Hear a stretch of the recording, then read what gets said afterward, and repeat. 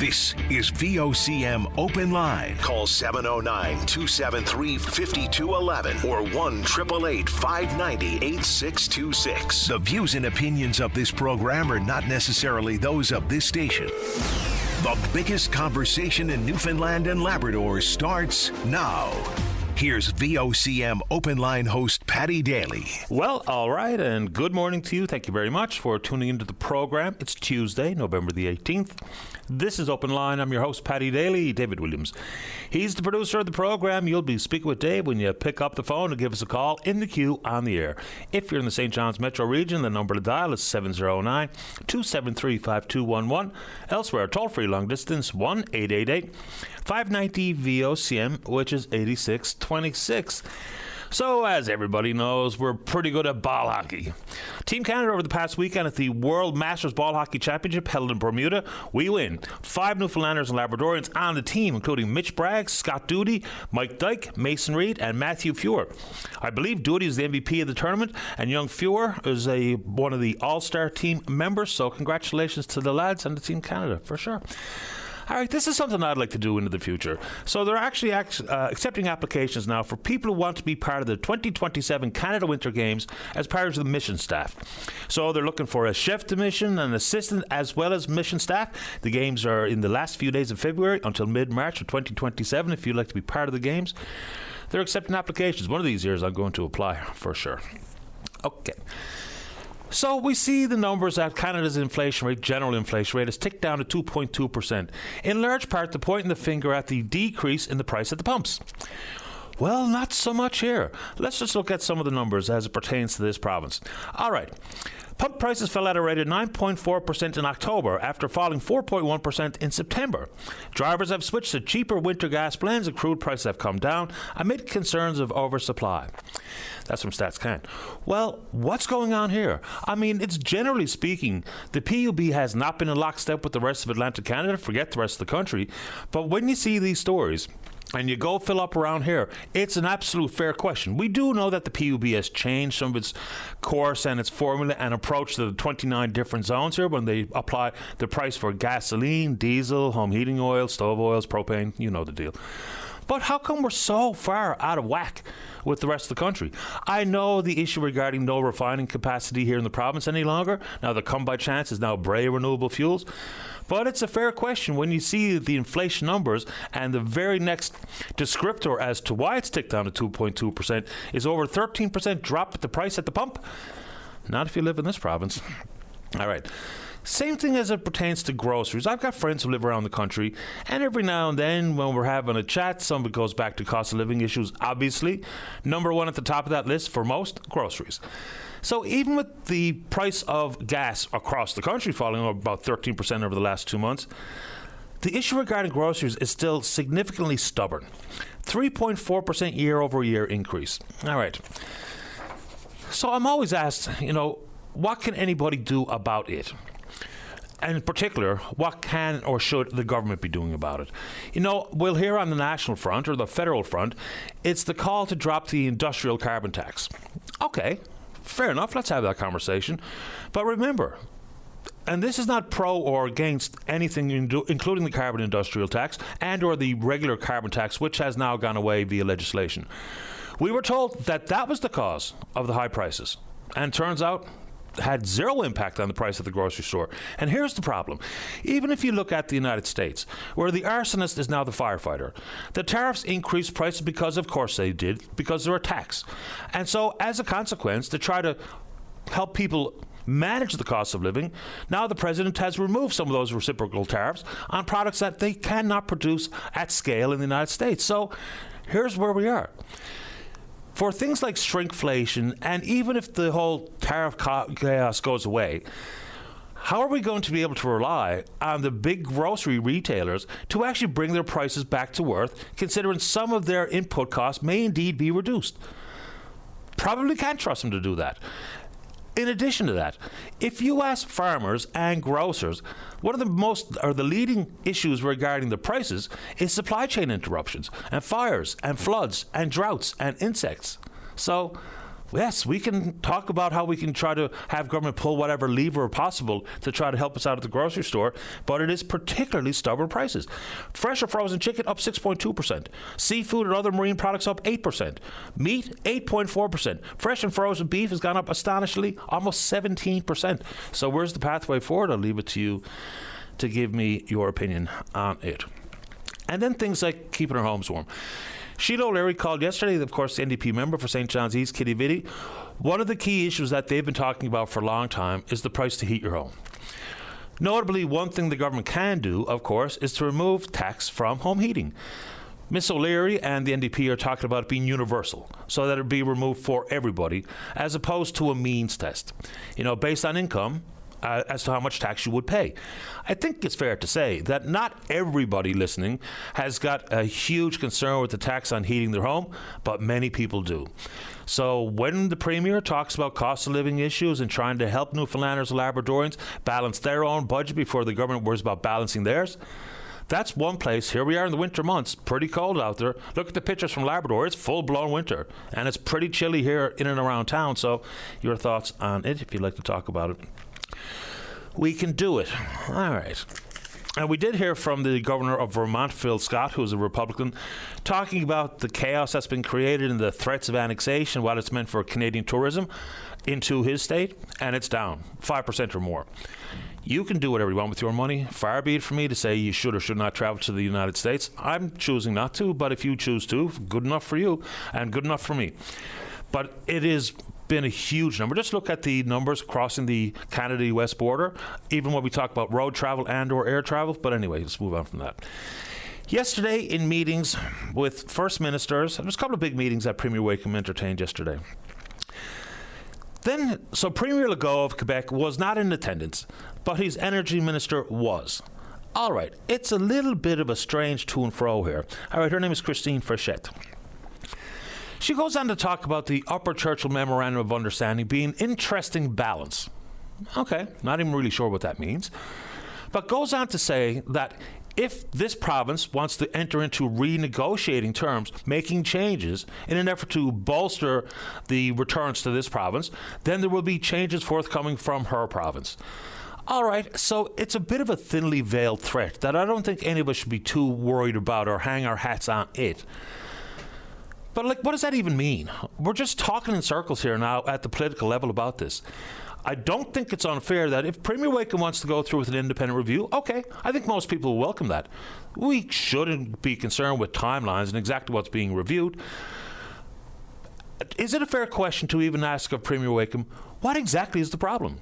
I've heard from many people who have put in pretty deep thought and put forward some analysis about their concerns, whether it be for the Mike Wilsons on down and any of those folks who have been on the show in the past to talk about their concerns. Most welcome to come back. But we haven't really heard any specifics at the political level. Exactly what we're talking about here. Is it term? Is it risk? Is it Hydro-Quebec's authority at Gull Island? What exactly is it that we're talking about? So anyway, but the Quebec's energy minister, well, if you want changes, we're going to want changes. Yeah, I think that's called negotiations. And whether or not the MOU is going to be reflected directly or any nuance will be part of definitive agreements, which you have to think it will be. But anyway, thanks for coming. And thanks for your comments. And on that, I also think, for some people, the issue regarding Quebec and how they talk about the Labrador border, for me, it's complete and utter childish nonsense.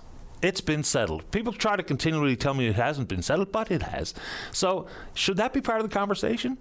I don't know if it's frivolous. For some people, it's extremely meaningful, given the fact that if they just ignore the border, which has been settled as far back as 1927 and again 1982, and repeatedly since, but does that open the door for them to be even more heavy-handed, heavy-footed, and try to gain a stronger foothold to what is actually the territory of Newfoundland and Labrador?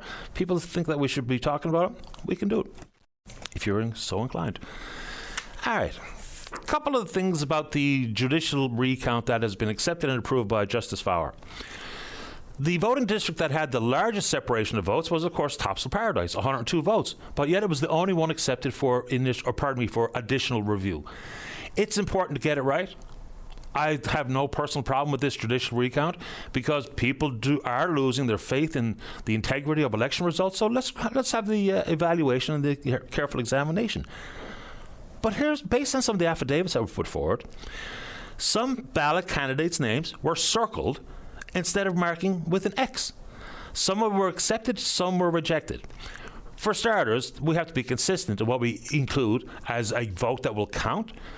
In addition to that, though, just think back to the recounting to tearing over the peninsulas in the federal election. How many ballots were spoiled? Look, not to be preachy, but the ballot is pretty self-explanatory. You know, there's a candidate's name and their party and a circle, and you put an X in there. So I have a devil of a time understanding as to how so many people are incorrectly filling out their ballot. They took the time. They obviously care about their vote. How do I know? Because they went to the polling station, they got their ballot, their name was crossed off of the list, they went behind the shield, and they struck the ballot, albeit with circles as opposed to X's, but we'll see how long that's going to take. The recount begins today, should only take a couple of days, we're told. At that point, it's difficult to think that there's going to be that particular voting district overturned, but who knows? But after that, let's get the House reopened and get down to the people's business. Your thoughts? All right. Former politicians. So this story has been floating around for a while, and we know that when Andrew Parsons decided that his time in politics was done, it was pretty quickly after that he signed on as senior counsel at the Sussex Strategy Group. That's a public affairs firm. They are located in Toronto. And now he signed on with the Federal Lobby Registry. Okay. So when he was the Minister of Energy, we'll call it, of course, largely responsible for signing off on some of the onshore wind proposals. They went through the process, environmental assessments and the like, and all the land that was made available, up to some 300 square kilometres of public land, to be used by EVREC. Now his client, the Exploits Valley Renewable Energy Corporation, EVREC. So, all right, we can talk about the wind proposals if you're so inclined. And for former politicians, there is a cooling off period. For a year here, you can't be lobbying directly the provincial government, but there are no rules regarding provincial politicians upon their leaving politics to be able to lobby the federal government. Let's change that. You know, why not? No one's begrudging Andrew Parsons or anybody else after their political life to move on to the private sector, and at some point into the future, maybe be involved directly with lobbying and or working with the government, looking for contracts or lobbying on behalf of one industry or another, one company or another. But it feels too quick. It really does. Because not only would he have direct ties with the provincial government, who's largely responsible for these onshore wind projects, but he also would have some hooks in Ottawa. Why? Because he was Minister of the Crown for a long time, and for the last decade plus, there's been a federal Liberal government. So the overlap seems extremely real to me, so maybe those rules have to change to reflect, you know, even if it's just the optics, because optics are reality in the world of politics, right? Right. Okay. When you hear public conversation about the scourge that is drugs and drug overdose deaths and the crime associated with drugs, it's extremely real, problematic, and seems to be getting just worse day by day, month by month. Here in the city of St. John's, we've had this conversation a little bit, but just to reflect some of the emails I've received about it. If there is the possibility or the opportunity for the city of St. John's and council to do more to try to shut down these trap houses, these drug houses, the hair that's been split by the city, I think, is unfair. So if they have the opportunity to be more forceful, to join with partners such as the RNC and direct control afforded to the city by the City of St. John's Act, let's do everything humanly possible. Some neighbourhoods have been absolutely pummeled by the presence of these trap houses and the criminal element therein. So we're not suggesting that the City of St. John's and unarmed bylaw officers go to these trap houses to conduct investigations and arrests, but they have more tools than they're using. I don't understand why we're not doing everything humanly possible as afforded to the city by legislation to be more active on this front. If you speak with people who live in neighbourhoods that notoriously have been under the thumb of crime and drug dealers and guns and ongoing violence, they're crying for help. And of course they are. Like everybody who would be living in that circumstance would be doing exactly the same thing. We cannot have a passing of the buck type of conversation between the city, the landlords, law enforcement. More needs to be done, plain and simple. And it's not just one entity. It's all three or more who can play a much bigger role in trying to shut down some of these operations. And I know it can be, like playing whack-a-mole. You get them here, and they go there. But still, chase them around until we chase them out as best possible. What do you think? Let's talk about it. All right, a couple of quickies before we get to you. When the federal budget was released, many people noticed the fact that the aviation services that were once under the auspices of Transport Canada have now quietly and without much clarity or explanation now been folded into the Department of Defence. I don't think it jeopardizes some of the work they do insofar as monitoring the Canadian coastlines for pollution and marine life tracking and the like. But now that it's gone, and that's the National Aerial Surveillance Program, so now it's all part of the Department of Defence. I don't know whether or not it's a big deal, but it seems pretty plain and obvious to me that just moving that cost and some 52 aircraft that were once part of the Transport Canada's operations into the Department of Defence is just to bolster defence spending. So this is as much a move on paper as it is for operations. I don't think anything stops. I just think it's a way when the country is saying, well, we're going to hit 2% of GDP on the pathway of 5% of GDP on defence spending. It was an easy way to do it. Same thing with the Canadian Coast Guard being blended into the Department of Defence. So it's really just shuffling around dollars as opposed to shirking responsibility. Right? I think so. Anyway, your thoughts on that, if you want to talk about it. All right. So there was a protest yesterday here about the pending job cuts for the federal public sector. There's a lot of public sector workers who are within a year or 2 or 3 of retirement age. So through attrition and maybe some targeted cuts, at least 16,000 positions are going to be lost over the course of the next 3 years. So the Federation of Labour, of course, concerned on that front. And I think the labour concerns across the country are growing. Whether it be the teachers in Alberta being legislated back to work, the use of the notwithstanding clause so there could be no court challenges over the term of the contract, which is 4 years. Section 107, legislating back to work, workers at the ports and the rails and Canada Post and the Air Canada flight attendants. The sentiment amongst organised labour is growing, and not in a favourable way when we talk about relations with provincial and or federal governments. And this is the last one. It's the federal budget. Man. Okay. So nobody should be too surprised that the federal budget passed. It came with the hyperventilating about, chewing on fingernails. It's so close. It passed 170 to 168. With numerically speaking, very close. But the political theatre is just absurd. So 2 NDP members abstained, and they gave explanations as to why. There were things in that budget that were good for their constituents. They were pretty plain. The NDP can say they overall did not support the budget, but those members who abstained, they said, well, there's lots of good stuff in there for me, and the people that I represent want it. Okay. Then it gets even more absurd with the Conservatives. So Elizabeth May, get Elizabeth May out of the way here quickly. So the leader of the Green Party has said because the Prime Minister stood and made a very brief reference to committing to hitting the Paris climate change targets, that was good enough for her. But on the Conservative front, I think it is an absolutely fair assessment to say they didn't want the government to fall either. They didn't. I mean, if they did, they could have been a little bit more forceful than standing in the foyer of the House of Commons. Once there's a question called and a vote begins, the doors are locked. There's a little foyer in between the the House of Commons proper and the doors that get locked. So Shannon Tubbs, look, she had a major surgery. She could not be there.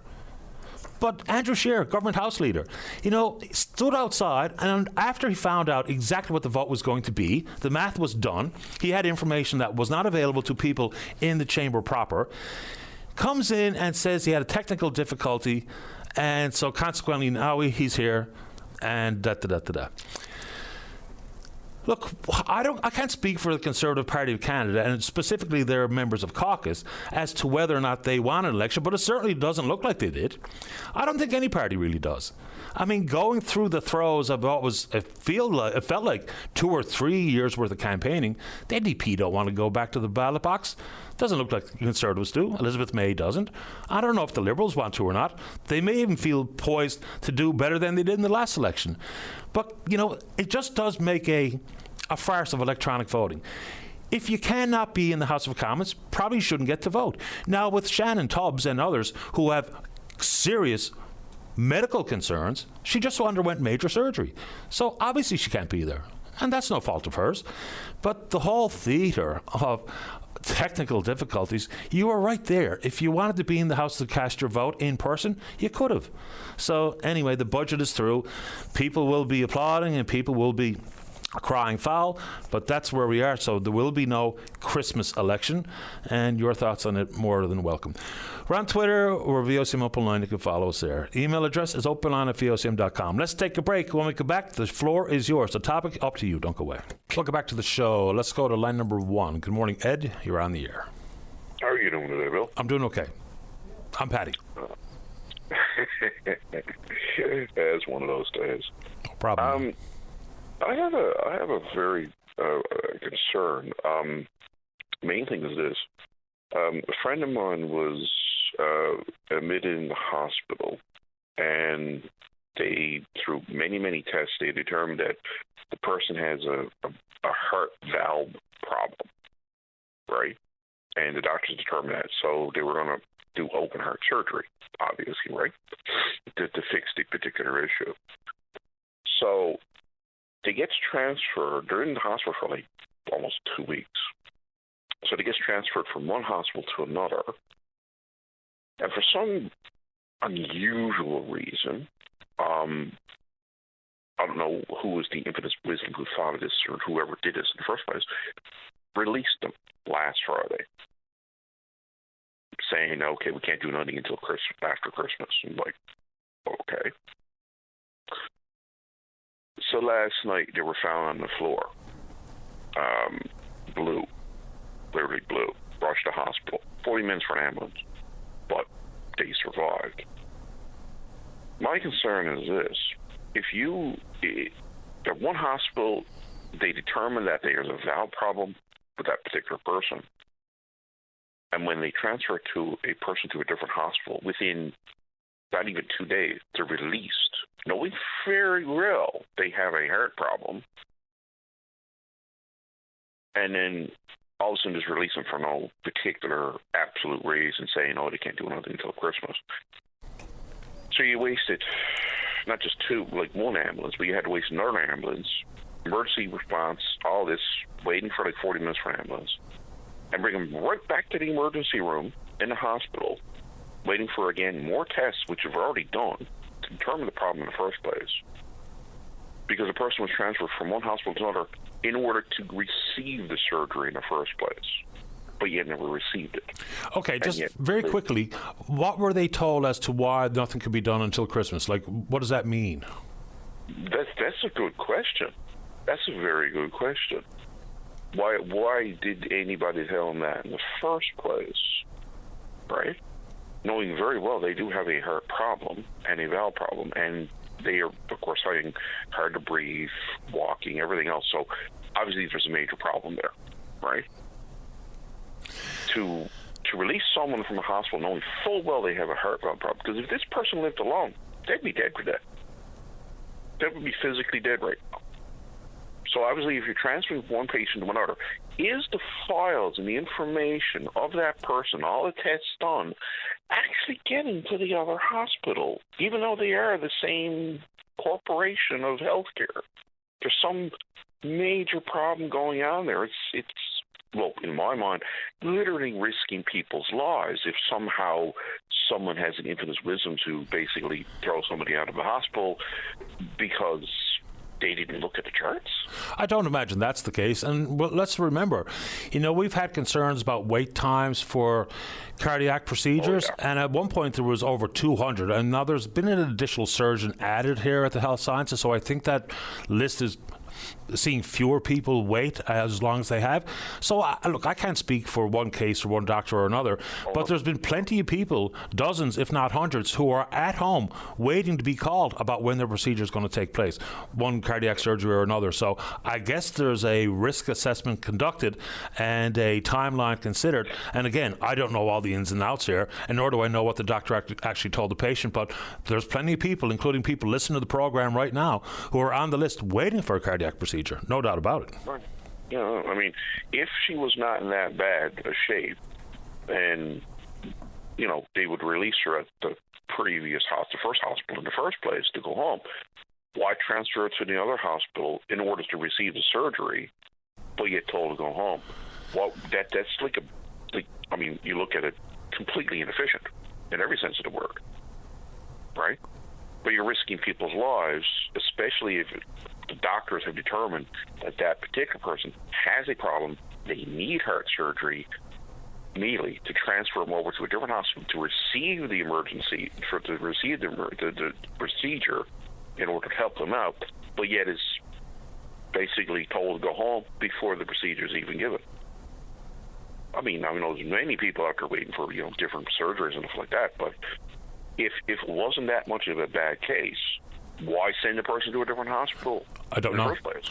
I really have no earthly idea. And we hear stories all the time of people who are told, okay, on Wednesday the 19th of November, you are having your procedure, one procedure or another, and then they're told maybe a day shy that we're going to have to postpone it. Some of that boils down to access to the operating theaters and the staff required.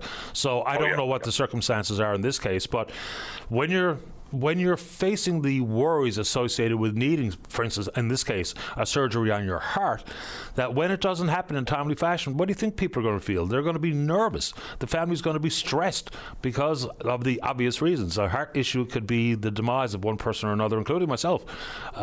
Toot sweet. So I don't really understand all the ins and outs of your friend's concern, but I understand the questions. Yeah, like, if this is the case and they didn't determine that particular person as a risk to have like major problem, then okay, send the person home at the hospital they were in the first place. But they transfer her over to the other hospital in order to receive the procedure. Right. Because they determined that it was that bad, apparently. Yeah, it's very, very strange. I don't know if there's like major miscommunication going on there, but obviously somebody dropped the ball and almost cost somebody's life last night. Like, that's really not a good thing. So, I mean, if they are transferring patients from one hospital to another, is the proper information getting to the other doctors? Is the communication getting to the actual hospital itself of how serious that particular person is? You would think so, and you would hope so. Well, you would hope so, but obviously somebody dropped the ball, and hopefully it's investigated by the hospital why that happened. Be nice. Well, at least the patient, him or herself, should know exactly what's going on. And if it was a staffing issue, say that. If there was a risk assessment done, say that. You know, a bit of information goes a long way. And I don't know what that person knows or doesn't know, but I appreciate the time. Anything else you want to say, Ed, while we have you? Well, I hope this doesn't really happen to anybody else. I mean, it probably would to a certain point, but hopefully there's communication between hospitals. And most of this would be electronic. Once diagnosis and testing has been done, the medical record is digital, so there's no reason that they wouldn't have access to it. Like, even for me, as a general tax-paying citizen, after I go in and get a diagnostic test done or get some blood work done, I can go onto my Gov Health app and see what the results are. So you know full well the doctors have access to the information. Ed, I appreciate the time. I hope your friend's okay. Well, as far as I heard last, she's still waiting in the emergency room again still. Waiting for a room upstairs, which she already had Friday. I don't know. It's weird. Okay, well, you have a good day, Lee, and hopefully something will get better, hopefully before Christmas. Hopefully so. I appreciate your time. I wish her well. You too. Thanks, Ed. Bye-bye. Yeah, I mean, it's even things like prior to diagnosis being completed through a variety of tests, including a dye test. On that front, how many beds, let's make the broad strokes here. How many hospital beds today are being occupied by somebody who doesn't need to be in the hospital? They need to be in a long-term care facility or in an acute care facility, or they just are awaiting a test. For instance, the cath lab question. I mean, it's not that long ago, we actually had a conversation with a gentleman on this program, live from his hospital bed in Corner Brook, where he felt fine. And he wanted to go home. They wouldn't discharge him until he had a dye test done, and the only cath lab in the province is at the Health Sciences in St. John's.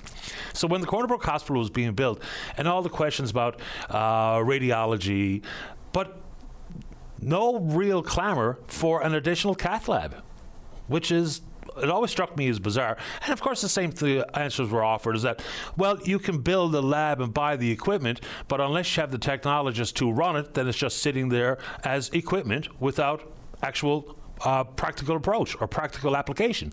So anyway, but that whole concept of in the hospital when you belong somewhere else, realistically speaking, medically speaking, it's obviously been a problem for a long time. Let's get a break in here. When we come back, the show is up to you. The topic, up to you. Don't go away. Welcome back to the show. Let's go to line number 2. Say good morning to the Liberal member for Placentia St. Mary's. That's Sherry Gambin-Walsh. Good morning, Sherry. You're on the air. Good morning, Patty. I'm calling today. I just want to talk about nurse practitioners, and as the Shadow Minister for Wellness and social supports and well-being specifically. But I also want to talk about my district, Placentia St. Mary's. So the nurse practitioner pilot project was something that we brought forward in August 27th. Actually, I attended the announcement over at the Health Science Centre. And the Liberal government, at that time, we launched a year-long nurse practitioner funding pilot to expand access to primary care. And it was developed in collaboration with the Newfoundland and Labrador Nurse Practitioner Association. And there were some key features to that pilot. The cost at the time was going to be estimated to be about $2 million for 1 year. We were going to have independent contractors. It's going to be equivalent to the public sector nurse practitioner salaries. There will be additional funding also to offset the business costs that come with setting up the offices.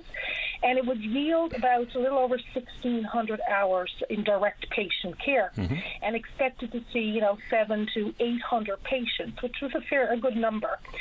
There was a built-in commitment where there was going to be an evaluation factor. There was going to be ongoing assessment to inform the permanent funding model. Now, at that time, the NLMA did oppose the fact that the business costs were going to be covered for nurse practitioners, and they had argued that physicians had been seeking a similar model for quite some time. So the PCs committed to providing for physicians as well if they got elected. The Department of Health has issued the RFSQ, which is the request for supplier qualifications to recruit the nurse practitioners. They did this on September 10th during the election, just before the election, on September 10th, and it will close on November 27th, which is next Thursday. But we haven't heard a word about this from the new minister or any of the changes that PCs were going to, put in place that they promised to be. That's how they were elected. I mean, they made some significant health care promises throughout Newfoundland and Labrador. Now, there was also some argument in the public that it was going to cover only 20 of the 351 licensed NPs, but also at the time that meant 20 of the about 40 independent NPs that were in the province, so it was about half. But the PC were criticising the pilot. They said it was a limited pilot. There was too many conditions around it. They said that 700 patient roster wasn't enough, and there just was a number of criticisms. During the campaign, PCs, again, like I said, were out and had significant health promises. And so in their campaign, in their platform, they promised to make nurse practitioner visits free throughout Newfoundland and Labrador. Every nurse practitioner visit free. They budgeted $5 million towards this promise. They said they would double the size of the nurse practitioner education program. They would provide overhead support and incentives for nurse practitioners and family doctors to establish clinics. And they would create a permanent mobile team of local nurses and nurse practitioners to serve direct parts of the province. That's right out of their book. Now, the MHA for Placentia St. Mary's, on October 4th, now Premier Wakeham and the PC candidate for Placentia St. Mary's, Rhonda Fowler, they held a public meeting in Whitburn, and there's a video on the candidate's Facebook page. She's standing in front of the Dr. William H. Newhook Clinic with the now Premier, and specifically saying that under a PC government, the Newhook Clinic will return to 24-hour emergency care. That clinic transitioned to urgent care in March of 2023. It's now 8 to 4 urgent care clinic, and it has been, like I said, for some time, since March of 2023, and that was due to the inability to staff it. I mean, I was constantly calling the ministers of health and community services, trying to get the appropriate staff, the appropriate number of staff to keep this emergency unit open, and it was not possible. It was absolutely not possible. You're looking at 4 to 5 doctors to effectively staff a 24-hour emergency. And we know there's different categories. Category A, where there's someone on site all the time. Category B, where there's someone available all the time. They can be called in, so they're on duty, they're waiting, rural and remote. And we're here in my district now, down in St. Mary's, for example, and St. Mary's is serving, that clinic in St. Mary's is serving about 1,000 residents from St. Stephen's, Peters River, right up to Riverhead, and others too, because sometimes people from St. Joseph's go down there also. And they're serving about 1,000 residents, and they're down now to one doctor, 1 day a week. They had a nurse practitioner, and they had a doctor, but they're down to one doctor 1 day a week. And, of course, if there's one doctor, there's a limited number of patients he can see in his day. And if you don't get an appointment this week, you don't get one next week, for 3 or 4 weeks before you can even get an appointment. And there's a significant number of seniors down in this part of my district. So we have an issue down here, and we've had it for a while now. In Placentia, where there's a fabulous hospital, an emergency unit, long-term care facility, and acute care facility, there is a mixture of doctors. We have virtual care, 2 physicians, part-time, visits on call, we have full-time, we have some that emerge. Like, it is a combination to keep the emergency and the hospital staff. And even there, I know yesterday one of my constituents waited over 12 hours in the merge to see a doctor. And I know 12 hours doesn't seem like a long time sometimes here in St. John's when you're waiting 12 to 24. But, 12 hours is a long time for a senior to sit anywhere and wait. And we've been talking about this for over a year now. The minister was yesterday she was on VOCM and quoted that the health minister says timely access to adequate health care is top priority for her department. She's been busy taking briefings and getting up to date on her department. And I understand that it is a massive department, Health and Community Services. And she just said she wants, the biggest issues to tackle recruitment and retention. Well, I haven't heard a peep on their promises for the changes to what we put in August for the nurse practitioners. I do know what was announced, to request quotas on the 27th. But if they're going to change it, would you think that they would have went in and changed the request now already and we'd hear something? And maybe they did. The minister just hasn't said anything about it, so we haven't heard anything. And I know my district, and I'm sure there's other districts in the province, is truly and honestly hurting for this nurse practitioner program to go ahead. We need it. We desperately need it. Now, am I going to get a nurse practitioner in my district who's going to do this? I don't know, but it's a chance I'm willing to take to try to make sure it happens. I mean, I know for sure, like in my district right now, it's $50 a visit to a nurse practitioner, and we do have one there, and she is utilized, and everybody loves her. I know I had to take my son who lives in St. John's, and he's nonverbal autism, to a nurse practitioner a couple of weeks ago, because that's another story, because I thought he had a doctor. He was on the list, and when I went to go call the doctor that he hadn't used in 2 years since he had the initial visit, couldn't find the doctor. Got no longer in service, and I have no idea. I still haven't found the doctor.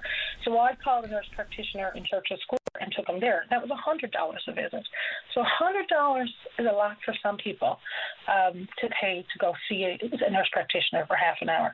I'm just anxious as the critic, as the shadow minister for social sports and well-being, and as the MHA for District of Placentia St. Mary's to know what is going on with this nurse practitioner pilot that we announced in August.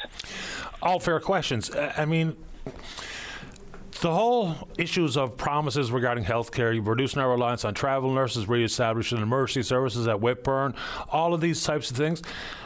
I don't know where the details are, because staffing and recruiting and retaining has been a huge problem. And not just here. Every province in the country is having the exact same concerns. I'm not exactly sure why, because we've got more doctors and nurses than ever before, but yet wait times continue to increase. People waiting on Patient Connect, the number continues to grow. So I don't know where the details are regarding the nurse practitioner program or anything else, but we certainly have plenty of time for Minister Evans on this program to give us a few more details. We've actually reached out to the Premier's office for some time, maybe today, but sometime this week. So these are all questions that everybody has. And, I'll be told by some supporters of the current government that, have to give them time.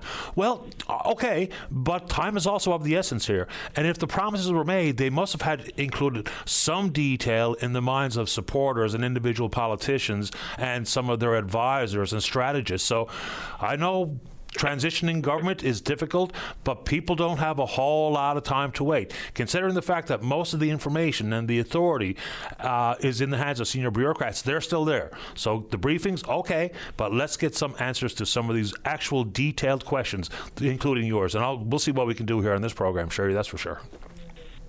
Yeah, I am honestly and genuinely concerned about this because this was a good announcement. It was in collaboration with the Newfoundland and Labrador Nurses Practitioner Association. Everybody thought it was a good concept. It was one solution. We need multiple solutions, but it's one solution. And the foundation was laid, the work was done. Come on, let's get going. And if you're going to make changes to it, announce those changes. Please talk to the people. Tell us what's happening. Absolutely. I appreciate the time, Sherry. Thank you. We'll ask these questions as soon as we get a chance.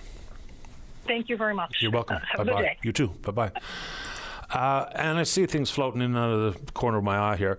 And it was comments about, the president taking away some tariffs that he initially put in and told us that it would not increase prices. Prices increase, take away the tariffs. The next big question is, will the prices actually come down? It certainly remains to be seen. Groceries is my bugaboo. It's the biggest one that concerns my day-to-day operation, my day-to-day spend as the grocery shopper. But once they go up, it's extremely difficult to paint the picture of how quickly they may or may not come down. Let's get a break and Dave, speak with someone on the phone there. Maybe they're in the queue. If not, plenty of time for you. Don't go away. Welcome back to the program.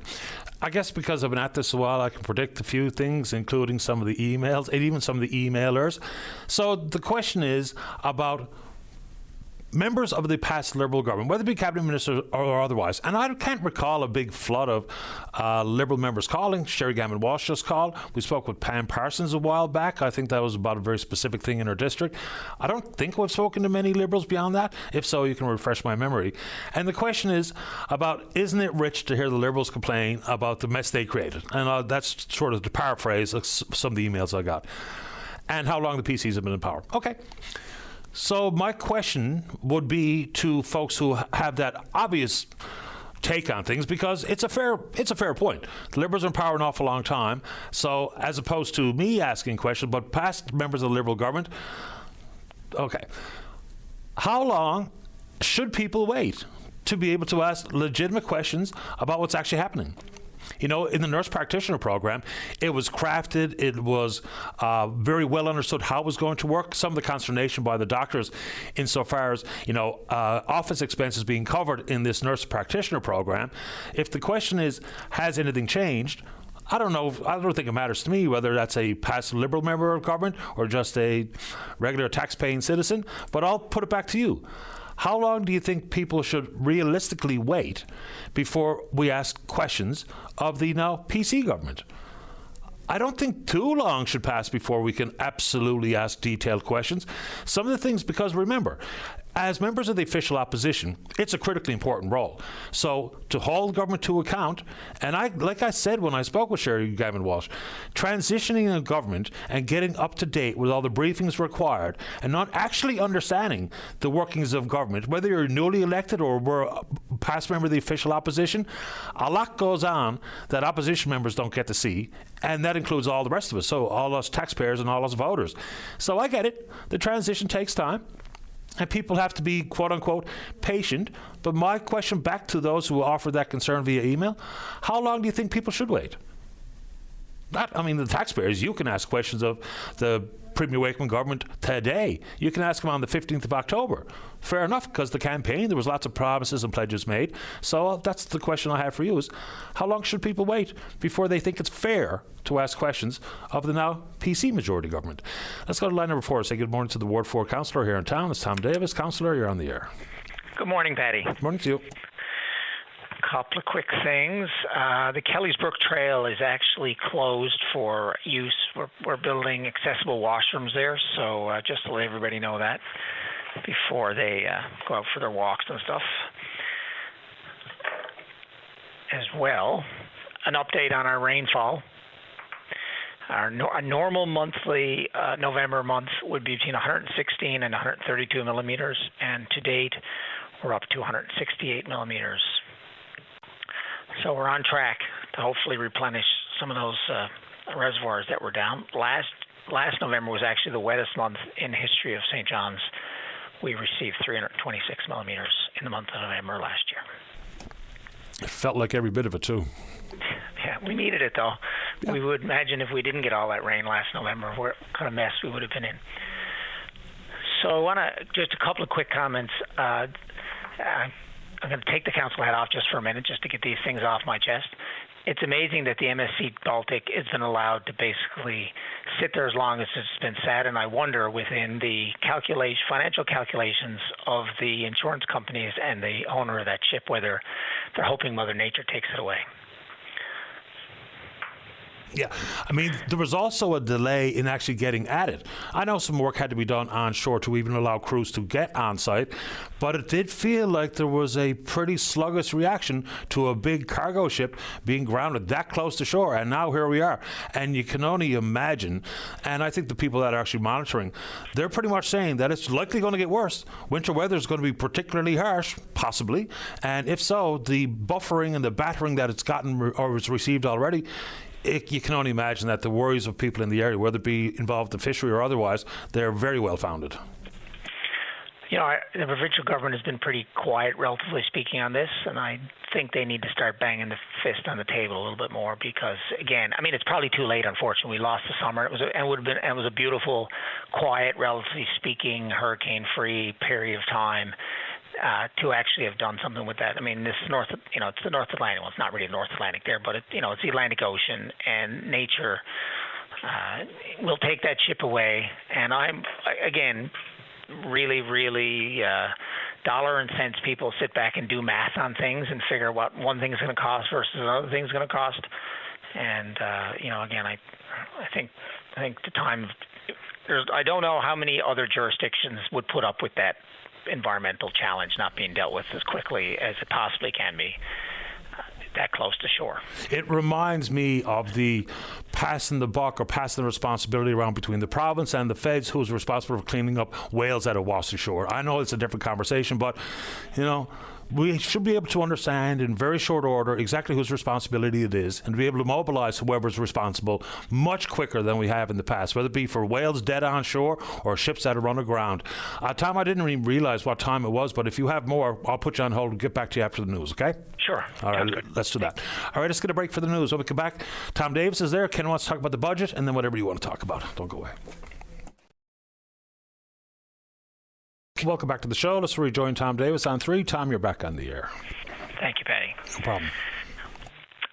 Another side conversation, but probably a pretty important conversation, is the fact that Cloudflare, which is basically a website provider, is actually been down all morning. And how integrated our lives have become. When I look at the list of websites that are being affected, Amazon, Canva, Facebook, OpenAI, which of course is ChatGPT, Spotify, X, YouTube, Sage Accounting, which a lot, including my company, uses to be able to do their accounting. And a lot of this stuff has moved to the cloud now. You no longer have stuff resident on your computer, PayPal. So, that's a lot of the world when you really think about it. Like my business uses PayPal when people do bookings. And so, you just think how integrated we've become. And for 2.5 hours, this stuff's not working. Yeah, I'm experiencing it in real time. And, it's also how reliant and solely reliant we are on it.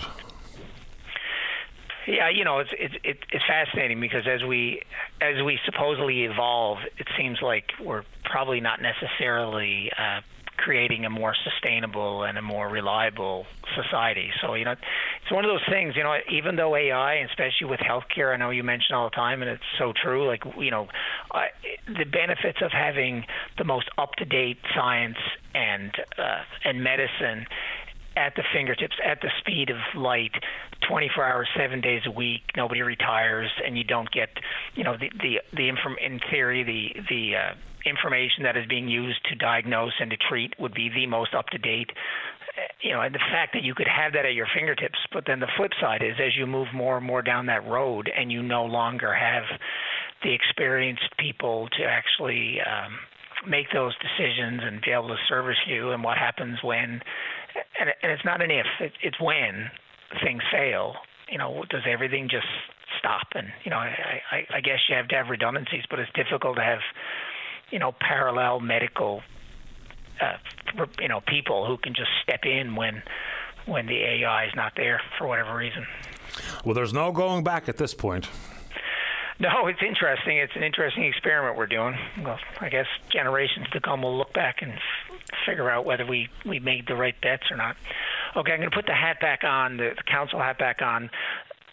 We have a new council, and one of the first things that council has to do after an election, well, we have to do it every winter, really. Every fall, we have to do a budget.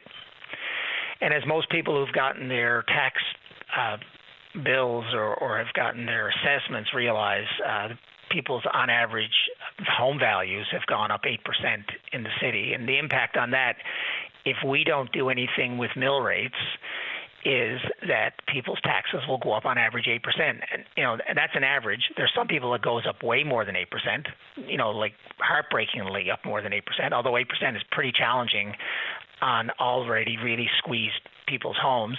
There's people who are less, but we actually end up with this great chart that basically shows, based on people's homes, how much on average every group goes up.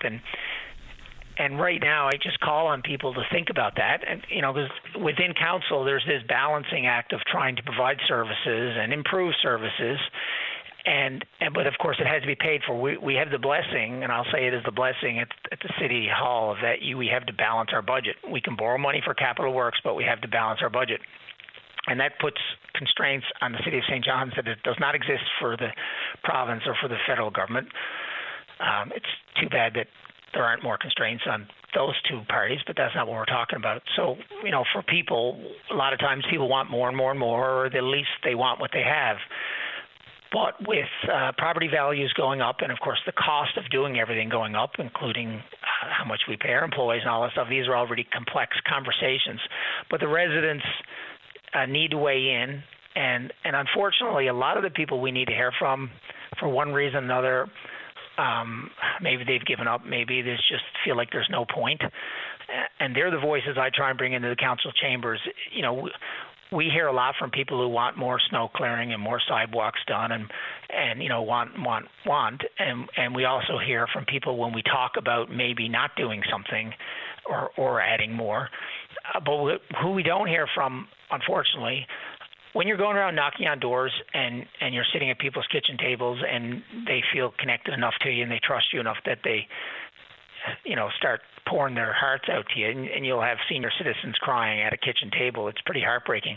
But we don't hear from those people unless we go and knock on the doors. And it's not necessarily apathy. Maybe it's pride. Maybe it's a combination of a whole bunch of things.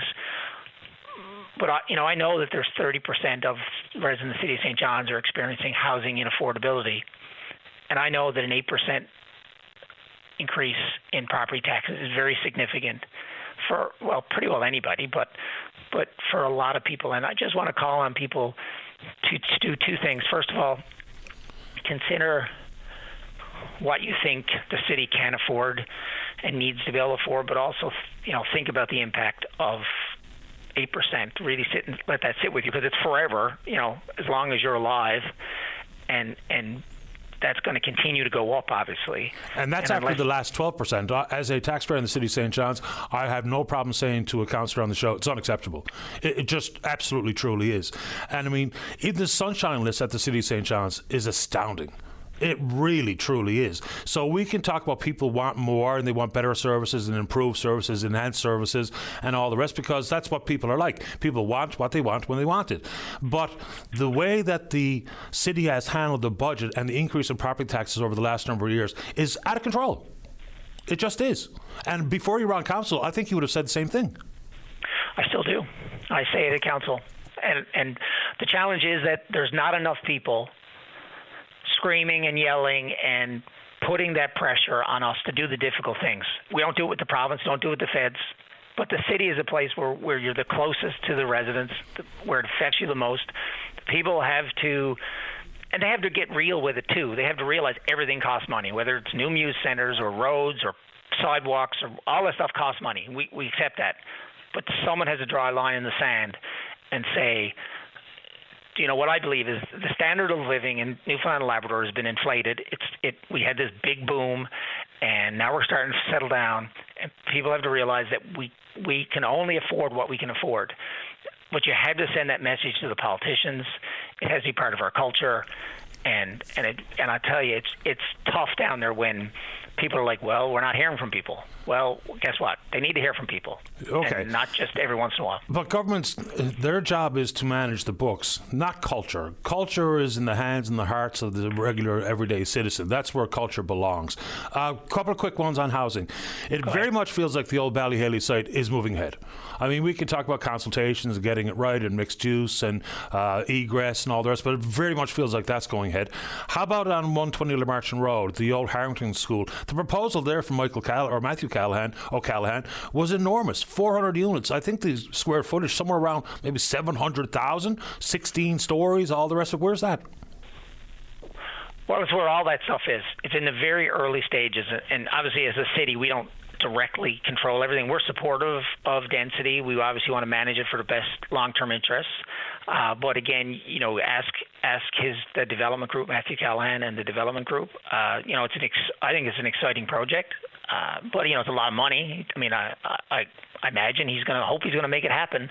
But these are massive projects, unimaginable, really. When you think about what a change it would be for that part of the city. But that is the type of development that we need to encourage. Is density, is infill, because we don't have to go put more roads out in the middle of nowhere. We don't have to drive water mains and sewer mains out in the middle of nowhere. So, it's for us. We're excited by it. But that being said, it's got to all follow the rules, and these things take time. I appreciate the time this morning. Thank you. Take care, everyone. You too. Bye-bye. All right, it's going to break in right on time. Can you stay there, talk about the budget, and then plenty of show left for you. Don't go away. Welcome back. Let's go to line number 2. Ken, you're on the air. Good morning, Patty. Morning to you. I listened to your, I think you call it preamble or intro this morning, and correct me if I'm wrong, but I believe you forgot to mention that outgoing Conservative MP Matt Generou chose not to vote on the budget. That's right, he abstained. Another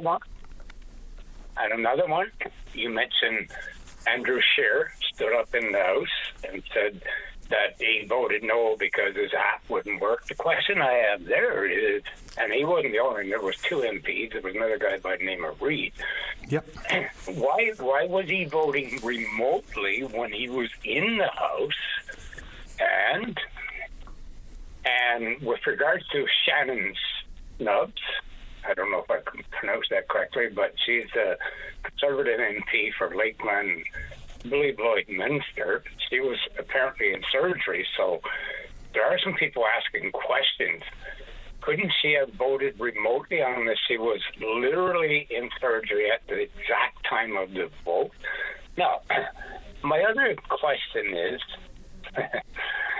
it seems to me, my other comment is, it seems to me that the Conservatives really didn't want an election at this time. So my question is, why all the theatrics or the theater? Why didn't they just come out and say they're going to vote for the budget because they don't want an election at this time? And it's clear that they don't. Well, because their supporters want the government to fall. I mean, I think that's just the natural course of politics. But, some of the additional theatrics, to use your word, are just sort of tiring, to me anyway. Look, none of it's surprising, and I don't even know the rationale or the strategy behind it, because it doesn't fool anybody. I mean, I think we've all figured out that the theatrics are just for their own opportunity to get in the news or have a soundbite as part of a news clip or whatever. But it just comes across as really quite juvenile to me. And to me, it doesn't matter the party that pulls it off. Every time any member of parliament or any MHA does something like that, the theatre of the absurd, then we should all call it out, because it's a friggin' waste of time. Well, Patty, I don't know about you. I am a Conservative, but I'm going to tell you the truth. Especially coming from Newfoundland. How many elections have we had? We had, in the last few months, we had a federal election, we had a provincial election, and we had a municipal election. At this time, especially when it's so close to Christmas, pretty much the only time of the year when people can escape the realities of the world. Have a time to relax and enjoy our families, friends, and stuff like that. So why now? Like, why wouldn't the Conservatives just come out and say, to avoid all the theatrics, if you will, just come out and say, you know what, we are voting for the budget at this time, and because, and whatever reason they're going to give out, maybe a spring election, maybe a fall election. I just don't understand it. And to be honest with you, as a conservative, I'm tired of it all. I really am. It's been a long year. By law, had the government fallen yesterday, we would have maybe had an election on Boxing Day or as late as the 9th of January. Not because I say so, because the law says so. Was the country in the mood? I can't speak for every voter in the country, but it seems pretty plain to me that the federal parties, none of them wanted one. I mean, it's another $600+ million. Would be possibly the fourth election of this calendar year. Seems like a lot. Now, plenty of Conservatives would have been happy enough to see the Carney government fall yesterday. How many? Don't know.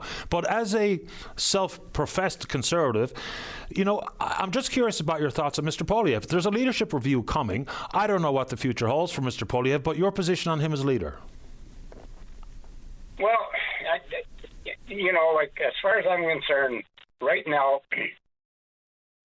and yes, I'm a conservative and stuff like that. However, I don't think Pierre Poilievre has no card to play right now. Okay? I don't know if you remember back in 1979 when the Conservatives fell because of John Cosby's budget at the time. It was a long time ago. But I believe it could be possible that that's what Pierre Poilievre was hoping for this time around. I don't know. I'm just some old guy sitting in the Gould with an opinion. And unlike you, I'm not that great articulating myself. I'm mostly a watcher. But I can tell you this right now, Patty.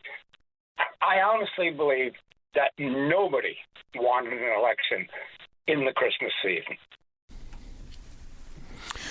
Probably not. I mean, I know just from my own position, it felt like an awful long year of campaigning.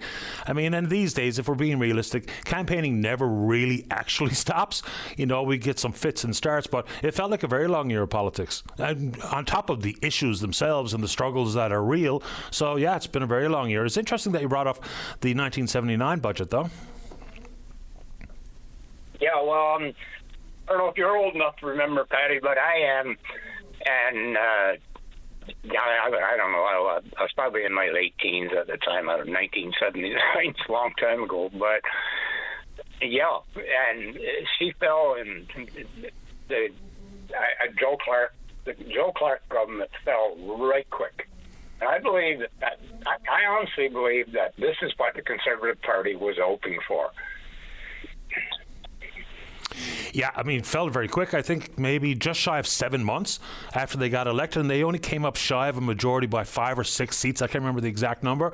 And you're right, less than 7 months later, the government fell. Yeah, it's and then Trudeau came in with a majority government. Is this what? I don't know. Is this what Pierre Poilievre was hoping for? I mean, Patty, like, we're not stupid. You're an educated person. I'm not. But I'm not a stupid person. And I tell you what, it's time for maybe the Conservatives should try and work something out with the sitting government and get on to what's best for the country instead of playing all this almost swore. Instead of playing all this politics, get on with what matters to Canadians, like the cost of living, food prices, and all these very important issues. And to reiterate my thoughts, but we don't need all these theatrics and theater right now. We need politicians that are going to sort out the problems, or try and sort out the problems that we're dealing with. Like, when I go to the grocery store and I pick up what I think is $30-40 worth of food, and it turns out to be $85. These are the types of things that we need to be dealing with. Yeah. And the medical issues and, the lack of Medicare and stuff like that right now. I don't know, Patty. I appreciate what you do, man.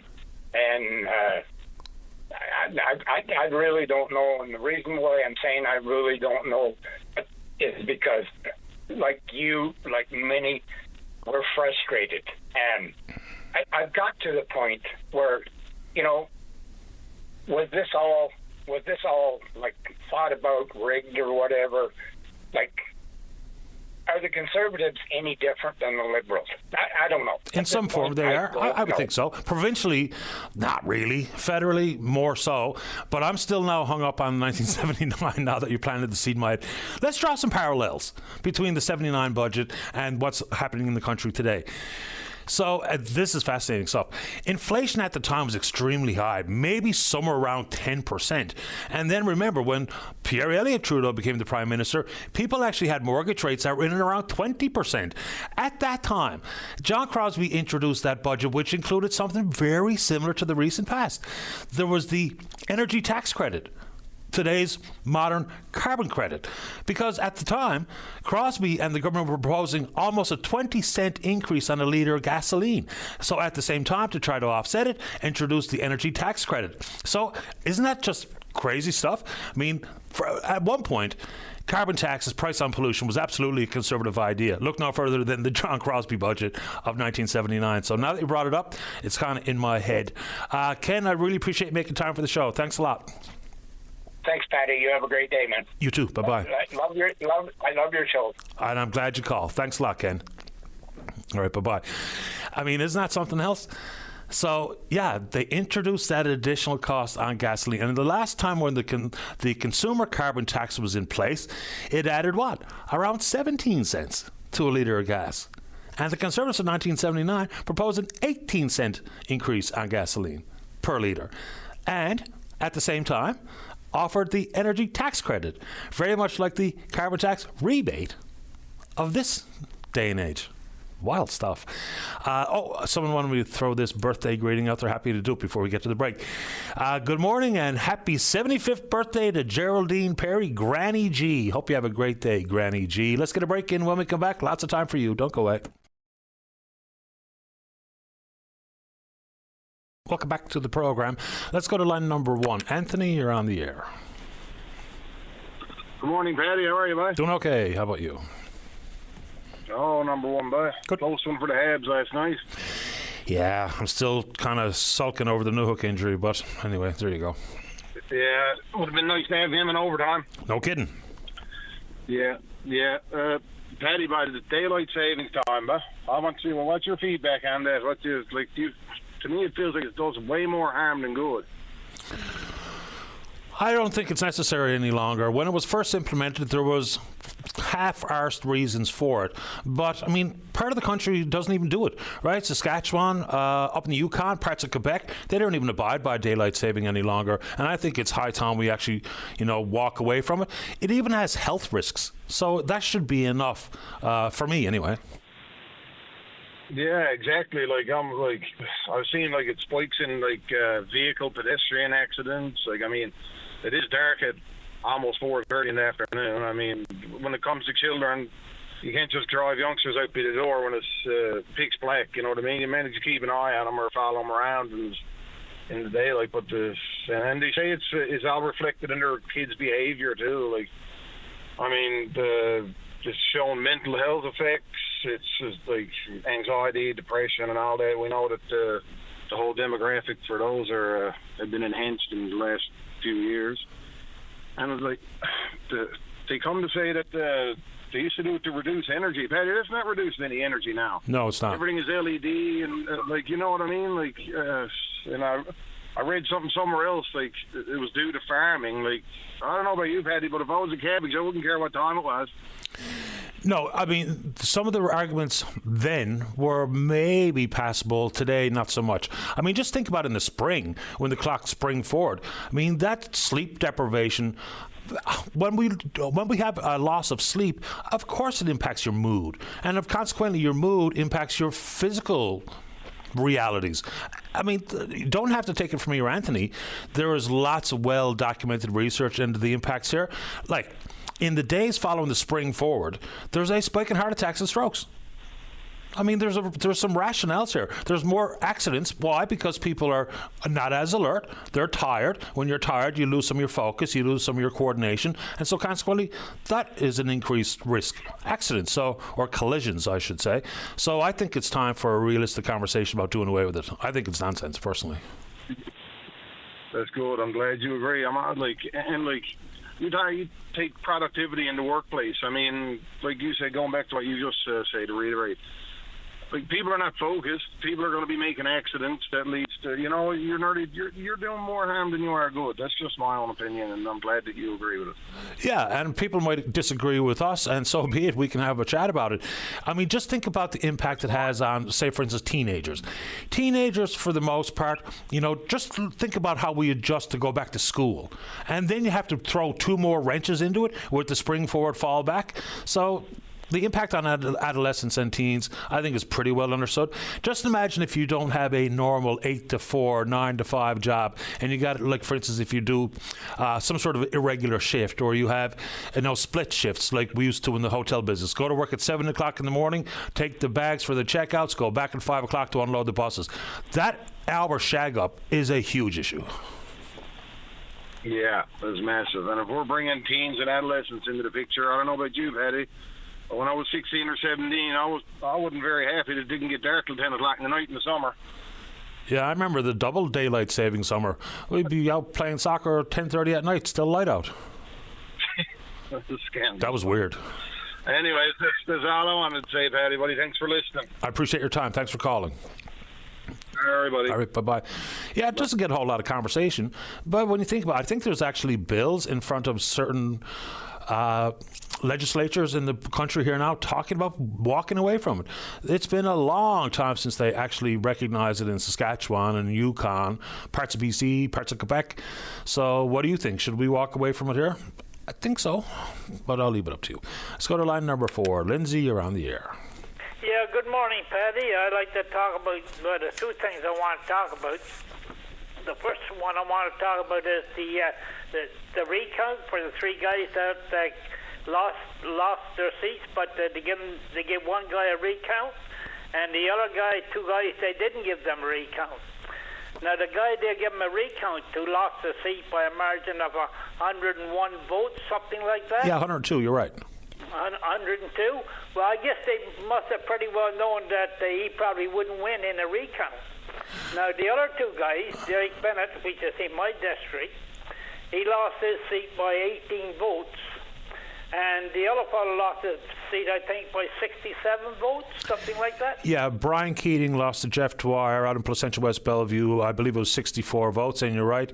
Something with like your that. district. And for the one that's getting the recount, Topsail Paradise, the vote difference is 102, and that's Dan Bobbitt, who came up short against Paul Dinn. Yeah. Well, you see, the point being, the other 2 guys, Derek Bennett and the other guy, excuse me, should have got a recount as well, because they could have probably put it over the top and give the Liberals another seat or something, Well, the difference there is not about necessarily the number of votes, because if it's 10 or less triggers an automatic recount, so nothing was an automatic here. And the one that was accepted, there was affidavits put forward about some irregularities. So there were people who had circled the candidate versus put an X in the box or an X in the circle. So some of those ballots were accepted, some were rejected. So that's what they're evaluating this recount, is what ballots got accepted, what got rejected, to make sure it's consistent across the board. They couldn't prove those irregularities in the other 2 districts. Well, at least they couldn't prove it to Justice Fowler, so we only have 1, and it should only take a couple of days. Yeah, well, I mean, it's not going to make a lot of difference now, but the way I've seen it is almost like cheese at one and chalk at the other 2, We give these 2 guys, or this guy over here, the good sandwich, and the other 2 guys will give them the bad sandwich. Well, I guess they couldn't prove to the judges' liking whether or not there was a need for a recount. But in this one district, apparently they looked at the need based on some ballots that were filled out the exact same way. Some were accepted, some were discarded. So I guess that's the only reason we're having this one. Mm-hmm. Okay, then. And now the other thing I like to talk about is the MOU, I think that's what they're calling it, this thing with Churchill Falls. Yep. And the meeting that they had yesterday. Well, the only thing I can see, like, I don't think there's going to be too much in this new deal with Churchill Falls for the people of Newfoundland and Labrador, to tell the truth.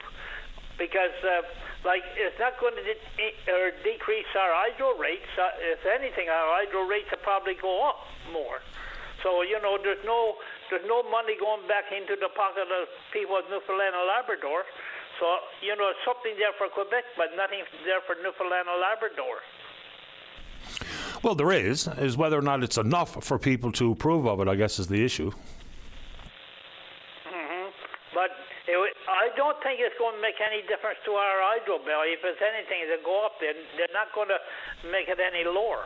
That's one thing for sure.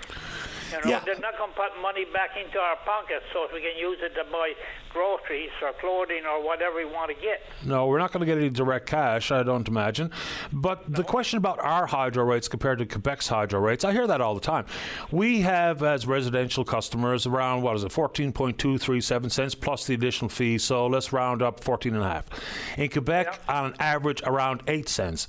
So the only way our hydro rates are going to be impacted, period, is if this happens, if the government applies the money coming in, and what they're talking about between now and 2041 is an average of $1 billion a year, if they apply that to control our rates and control debt and deficit, that's the only way we're going to see any direct benefit on our bills, because Hydro-Quebec's not going to make any direct subsidy to how much me and you pay for hydro. No, but we should get something with the money coming in, $1 billion a year for the next 17 years. That should be going towards our hydro to make our hydro, bring down our hydro bills. Because it's coming from Churchill Falls, which supplies Quebec with hydro. And they're getting their hydro for about, you're saying, about 8%. I heard it's only 5%, but you're saying 8, I can live with that. So if they can get theirs at 8%, why can't we put that towards our hydro bill so we get ours reduced to 8%? Well, that would be a political decision. And look, there's already monies from hydro applied to control our rates now. And that runs out in 2030. And we still don't really know exactly how that works. The Auditor General would like some more information. And so would I, to be honest. So after 2030, if there's no further control money on our rates, because even between now and 2030, we're still looking at an over 2% increase predictably on top of any rate applications from hydro or Newfoundland Power, so we're nowhere close to out of the woods. No, I know, so for the people of Newfoundland, the common people like myself and you and everybody else, it's the same old, we're still dragging along. So there's nothing there for, like, myself, I'm a senior citizen. Now we got single mothers, with 2 children probably to raise. There's nothing there to lighten the load on her or anything like that. So therefore, we're still in the same old boat that we're in when Joyce Smallwood made the deal in 1969. I think it's a different set of circumstances, but I understand people's continuing concerns and questions on the MOU, and some of it's relatively straightforward, but there's plenty of complexities in it, that's for sure. Lots of technical issues that escape me, and so probably escape most. Anything else you want to say, Lindsay? No, except for this. Like, now when they get into this in April month, I think it is, but then the Premier of Quebec got to be here. And when they're making deals and stuff like that, well, I'm going to get back on the line and talk about it again, what I'm talking about now. Because I want the Premier of Quebec to hear what people think, or what I think anyway, is going on in the province. Because, they're getting the clean end of the stick, and we're getting the dirty end of the stick. That's what it amounts down to right now. I appreciate the call, Lindsay. Thanks a lot. Okay, then. Thank you. You're welcome. Bye-bye. Timing is part of the conversation. The Parti Québécois, their leader, if successful, says they're walking away from the deal in full. Right? Legault knows that his days are numbered. That party, the coalition de Avenir, is polling miserably. They could legitimately get shut out in the next election. So, and that's just the facts. That's not encouraging.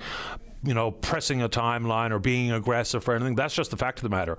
The Parti Québécois says they're not interested. And so that could be where we end up. And for some people, good enough. But if you're someone in support of, to include that reality in the timeline here is, I think, a part of the conversation, isn't it? Let's go to line number 3. Tina, you're on the air. Hi, Tina. Line number 3, you're on the air. Regina. Oh, Regina, you're on the air. Go ahead. Okay. Hello, honey. Hello there. How you doing, Patrick? I'm doing fine. Thank you for asking. How about you? No, I was listening to all the conversations, sir. Uh-huh. Mine is not as heady. I'm just looking for my cat. Where do you live? I live in Mary Meeting Road. Mary Meeting Road, and the cat got away when? Thursday, November 13th. Oh, that's a long while. Describe the cat so that if anyone sees it, we can try to help you out. I know. I'll send a picture. Okay. Right? Yeah. All right. Yeah, she's a tabby. She's only 2 years old. She got out. I didn't know she was out because she was a house cat, right? Yeah. Haven't seen her since. But anyhow, I'll give him my contact number or whoever, right? Yeah, Dave has it. Okay. So if anyone sees the tabby, give us a call. We'll connect you with Tina and hopefully get the house cat back sooner than later. Okay, honey. No, but I'd like to comment on all the other people who are online there before me. Okay. What would you like to say? No, they had good things like muskrat balls, daylight savings, right? Yeah, there's a lot on the go, isn't there? Right? No, I'd like to make a comment, though, about Pierre Poilievre. Sure, go ahead. Yeah. Would you like to do it now? The man is nothing. He criticizes, but he doesn't give solutions. That's all I gotta say. And I appreciate your time. Good luck. Let's see if we can help you find that cat. Thank you. You're welcome, Regina. Bye-bye. Very quickly, on behalf of Fergus O'Byrne. So this is about young folk at the Hall. Right off the bat, they're recruiting youth in the Marystown area who may be interested in Newfoundland folk music to attend the upcoming Young Folk at the Hall, which is December 5, 6, and 7 of this year. More information, it's an easy one. It's nlfolk.com/youngfolk. So Young Folk at the Hall coming up again this year, December 5th, the 6th, and the 7th. And specifically, if you're in the Marystown area, interested in Newfoundland folk music, they'd love for you to attend. Let's take a break. Don't go away. Welcome back to the show. Let's go to line number 1. Say good morning to the Manager of Housing Supports at End Homelessness St. John's. That's Nicole. Hi, Nicole. You're on the air. Hello? Nicole? Can you hear me? I can hear you now. Yeah, go ahead. Oh, awesome. Sorry, how are you doing? Okay, how about you? I'm doing all right. I wanted to give a quick call in. I know this morning you chit-chatted about trap houses in your preamble. Yeah. So I wanted to just have a little chat. I actually just got back from Montreal where I spoke on this topic because it's becoming a giant concern across the country. Newfoundland's not necessarily, I mean, we're always unique, but we're not necessarily unique in this situation. Not at all. No. And so, I mean, it's a really complex situation, and what we know is that education and public awareness can only help shed a light on these topics. So I thought I'd give a call in today and have a conversation about it. Where would you like to start? Well, I think, first of all, I do want to recognize the unbelievable impacts on just the community itself when these things happen. There's a huge impact on violent behavior, criminal activity. There's bigger neighborhood concerns. Mental health problems increase, and people are absolutely right to be afraid. I mean, it's a scary situation. And on the other side, we've got huge impacts on the system where you spoke about the increase in bylaw pressures. You've talked about the increases in law enforcement concerns. You've talked about, the decrease in property value. You've talked about the increase in crime. So all those things I think no one would argue about, and really they're very blatant. But one of the things I think that gets missed in the conversation sometimes is the folks who actually get trapped in these trap houses and the actual impact on those folks themselves. Okay, what does that mean? So Go ahead. You mean people in the houses or those who live in the houses surrounding these trap houses? I just think I missed what you said. The folks who are actually in the trap houses, who live in these trap houses. Okay. So in our industry, we call them RUTs, RUTs, which stands for Residential Unit Takeovers. And what they basically are is a takeover of your home. And as we see vacancy rates decrease and poverty levels increase, we see an increase of these residential unit takeovers, which is a perfect storm for what we have going on in the city of St. John's right now. And we know that folks who experience housing insecurity generally also experience a lot of poverty. There's a big overlap in the demographic. And so the relationship starts pretty easy, I think. You know, someone has a house and there's somebody else who, you know, you have a roommate who wants to come in, or you need some extra money, or potentially it's the children in your home who they can't find their own accommodations. And so you see some of this criminal activity start to take place. I mean, like many societal ills, you know, we can talk about hiring more cops and hiring more Crown prosecutors and building new prisons, but a lot of the root of some of these issues is poverty. And I don't know why we can't wrap our minds around that. We'd rather spend on bricks and mortar than spend on individuals and try to, you know, whether it be in education and trying to help them get out of impoverished living situations and what have you. I'm not sure that's where you were going with that, but that's always what pops into my head. Sorry, Nicole, we can't hear you any longer. Can you hear me now? Not really. Can you hear me now? Yeah, that's better. Go ahead. Oh. And have great cell service up here. Yeah, it's really breaking up quite badly. Continue. Go ahead. All right. Is that any better? That's not too bad. Go ahead. Yeah, what we see, I guess, around these residential takeovers is there are generally four types. One is from folks who've experienced homelessness in the past, and they end up with a house, and then other people, they try to give those folks accommodations, and it becomes a little overcrowded, and then with that becomes some of the criminal activity. And it's really hard. I could understand having a difficult time watching your friends have to camp outside or in tents. That's a difficult situation for anyone to be in. The other type we see happen quite often is with elders and with seniors, and how their family members take advantage of those folks and come out of institutions and they take over the situation. And I can understand that situation. I mean, I don't think I would throw my family members out in the street. The other situation we see happen all the time is criminal activity. So you have someone who potentially is vulnerable, they're alone, they have no support system, and you have, you know, organized crime members who need somewhere to sell their drugs. They come in and then they threaten you with violence.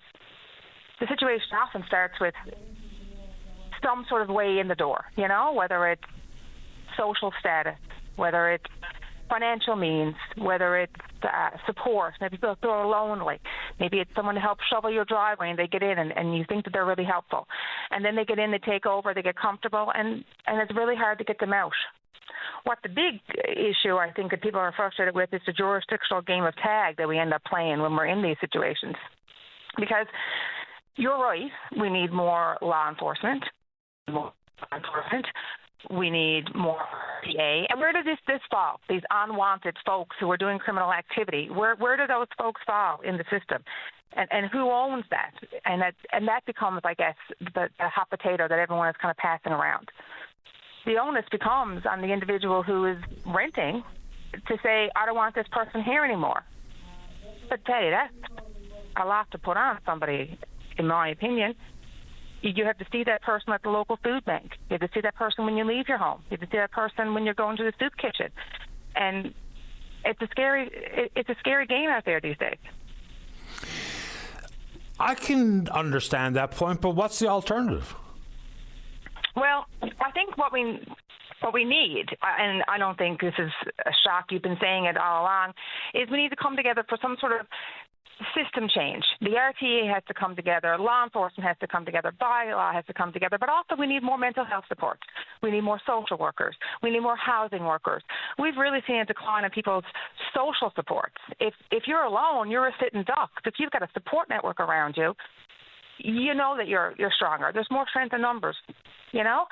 And I think that's the key to me to talk about here. We need more housing stock. We need more enforcement, but we need more support for folks who are vulnerable, who are out there and are desperate to be connected to their community and to be part of things and not so isolated and alone. No What argument we know here. about criminal activity, what we know about criminal activity, Patty, is it hates more eyes, doesn't want attention. The more folks that we can support with outreach programs, the more eyes we have on properties of people who are vulnerable. And therefore, it'll go down. That's how we knew. This game of whack-a-mole is just not sustainable. In and out of institutions, in and out of programs, in and out of HMP. I mean, those systems are overburdened. What we need to do is support the folks to have their needs met so that we can get ahead of the situation and address the issues. Well, it's the very same thing that I think and I say about things like Tent City. You know, people want it out of their eyesight. And in this case, when it started at Confederation Building. So we moved the tents from there down to the Colonial Building. We moved the tents from there to Bowring Park, whatever the case would be. It settles and solves absolutely nothing. Just shuffling people around, you know, tents or otherwise, doesn't solve anything. It might appease those in the general neighborhood. And then, of course, it's just someone else's issue to deal with down the road. So, you know, actual policy that addresses things directly, as opposed to playing, to use your phrase, whack-a-mole, is sometimes lost here. You know, some neighborhoods might not be as vocal. Some tents and tent cities might not be as visible as they are on the Parkway. Some people who are homeless might not be as visible in my neighborhood. Doesn't mean they don't exist. So we just shuffle things around and hope for the best. Absolutely, Patty. And where's the solution to that? Shuffle, shuffle, shuffle. I mean, it's just perpetuating the problem more and more. If I need somewhere to go to do my criminal activity or to get in out of the rain, and I know I can use your house, and I can use your house as long as you don't call the police, then, buddy, you're not going to call the police. I will do everything in my means to make sure you are either satisfied or too scared to call. The other thing is the police's hands are often tied. You can't necessarily charge someone for just trespassing a private dwelling. In fact, you actually can't charge someone with trespassing a private dwelling unless it's part of a bigger complex like, an apartment building. Right. So, therefore, the police come. You have to, first of all, say, I don't want this person here. And then they take the person, they'll put them in their cop car, they'll drive them down the road, they'll let them out. Well, guess where person's coming back to? He's coming back to your door. Yeah. Nicole, you're right. We've just eclipsed 11 o'clock, so I'm late for the news, but I appreciate making time for the program. All right, thanks so much, Patty. You have a good one. The very same to you. Bye-bye. Bye. All right, there we go. She's the St. John's manager, or the manager of housing supports in the homeless of St. John's. And let's get a break for the news. Don't go away. You're listening to a rebroadcast of VOCM Open Line. Have your say by calling 709-273-5211 or 1-888-590-8626 and listen live weekday mornings at 9 a.m. Welcome back to the program. Susan Walsh is the province's seniors advocate, and very recently she received the Arteros Award for eminent contribution to seniors in Canada. And Susan Walsh joins us on line number 6. Good morning, Susan. You're on the air.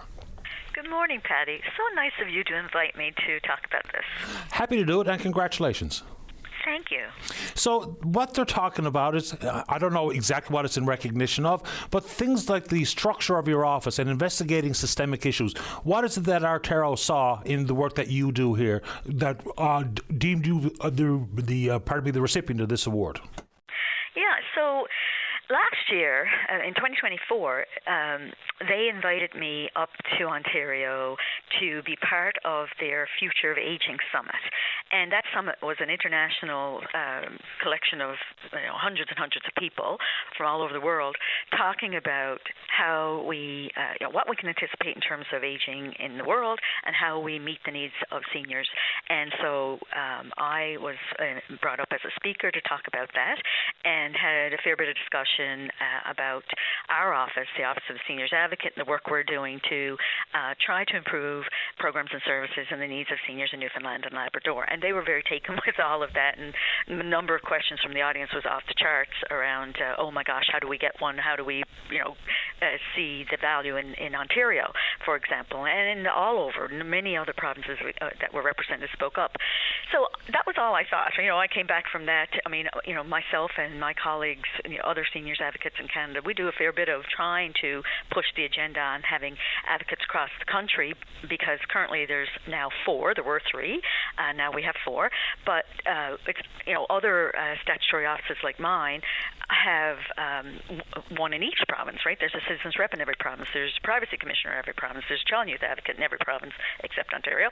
So, we try to make this, put this on the agenda. Okay, so all of a sudden, out of the blue, a few months ago, I get contacted by RTO ERO, who are soon to be called Entente, and they're rebranding, and They said, Susan, we'd like to present you with the Eminent Contribution Award. I was floored. I mean, I nearly fell down. I was, the what and why? And, I mean, you spend your career, Patty. I mean, I'm at this 36 years, 35 years now. No, almost just about 35 years. You spend your career just doing your work, like you do every day, like everybody, right? And you don't expect any recognition for it. So, I think I was flabbergasted and speechless, but I really think it's a testament to the many teams I've worked with over many, many years, and specifically the team here at the Office of the Seniors Advocate. I mean, we are 4, just became 5 staff, and what we've been able to accomplish, it speaks for itself. So I don't accept this award for me. I accept it on behalf of all these wonderful teams and people who are committed to trying to make a difference. And the idea is, to answer your question, a long way around, sorry, is that this Eminent Contribution Award really recognizes outstanding service to seniors in Canada. And they, through, I guess, me presenting last year and then them checking through our office and the work we do and started following some of our work, contacted me to say, we'd really like to recognize the work you're doing on behalf of seniors. And congratulations once again. It's remarkable to me there's not a seniors advocate in every single province. And I would add to it some of the work done structurally speaking and the advocacy done by Suzanne Brake as well, which is, your predecessor, and I'm sure you just picked up where she left off. So bravo to you both. Specifically, I'm receiving this award. I was a little late getting to the news, so I'd like to get to the break on time. Do you have time to be put on hold? Because I have a few things I'd like to discuss with you. Yeah, I'd like to mention one more thing about this too. Sure. Let's put you on hold. Or do you want to wait for? Yeah, we'll wait to come back. Try to hit the break on time, which I don't normally do. So we'll put Susan on hold and we'll take that break. Don't go away. Welcome back. Let's rejoin the Province of Seniors Advocate on line number 6. Susan Walsh, you're back on the air. Hi again, Patty. I would just to finish the piece off, I would like to say that when RTO ERO brought me up to receive the award, I mean, certainly they covered the costs. I took time off work. I mean, we're a small little budget here. I wouldn't waste it on that. Not that it was a waste for me, but from the perspective of, office money. But I will say this. I had a great opportunity to meet with leaders in Ontario who are certainly working hard on behalf of seniors. The National Institute on Aging, Elder Abuse Prevention Ontario, these different groups all came together so that I could share with them our experience as an office and how they might position themselves with RTO ERO and other, small A advocates to try to move forward to have a national advocate and provincial advocates throughout the country. As well, this award came with $5,000 that could be donated to a charity of my choice, and that's the piece I'd just like to say. I'd like to thank RTO ERO. They did make a donation to the Newfoundland and Labrador Canadian Red Cross wildfires. So the Canadian Red Cross wildfires specific to Newfoundland and Labrador. So it was a $5,000 donation, in my name, and because they could move so quickly, and I appreciated how quickly they moved to get that done I guess just before the summer or during early summer. It was during the time that the federal and provincial governments were matching it, so it became $15,000. So I just want to send a thank you to them, because I think that was, I hope that helps a little bit for the many people out there who are suffering right now. Good choice. Quick question on the Office of a Seniors Advocate. Number one, every province really does need one. How about at the federal level? Yeah, so there isn't a federal seniors advocate either. I think there's a role there. I think that, if every province had a seniors advocate, I think that's critical because it focuses in on the needs and your individual needs within your province. Because as I say all the time, I mean, the needs on the West Coast are very different than the needs on the East Coast. So, I mean, I think an individual advocate in each province is critical. At the federal level, because we don't have, seniors advocates provincially do not have the authority to make recommendations at the federal level. We can influence, and we do. We provide our input at that level, but we can't actually make recommendations to the federal government. So the idea of having a federal advocate, I think, would be really beneficial as well, given there's so many programs that are federally based for seniors. And given the fact that in the world of healthcare transfer dollars, sometimes the federal government makes sure it's earmarked for specific things, and in the recent past, long-term care.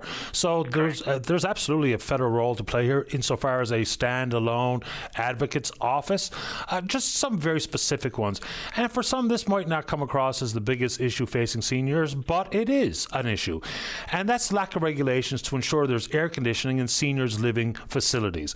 So again, people will talk about access to primary care and a variety of other things, obviously important, but unless you're living through an un-air-conditioned place during the hot months of summer, which we just had an extraordinarily hot summer, what's happening there? Is there any move on that front? Because that seems, I'll use inhumane, even though that might be slightly hyperbolic. Yeah, so, I mean, we receive a lot of contact at this office, in the summer specifically, but throughout the year, but primarily summer, from seniors and or their family members who are living in primarily personal care homes, where there's no air conditioning. And this past year, we saw a new kind of approach on that, which was related to the wildfires.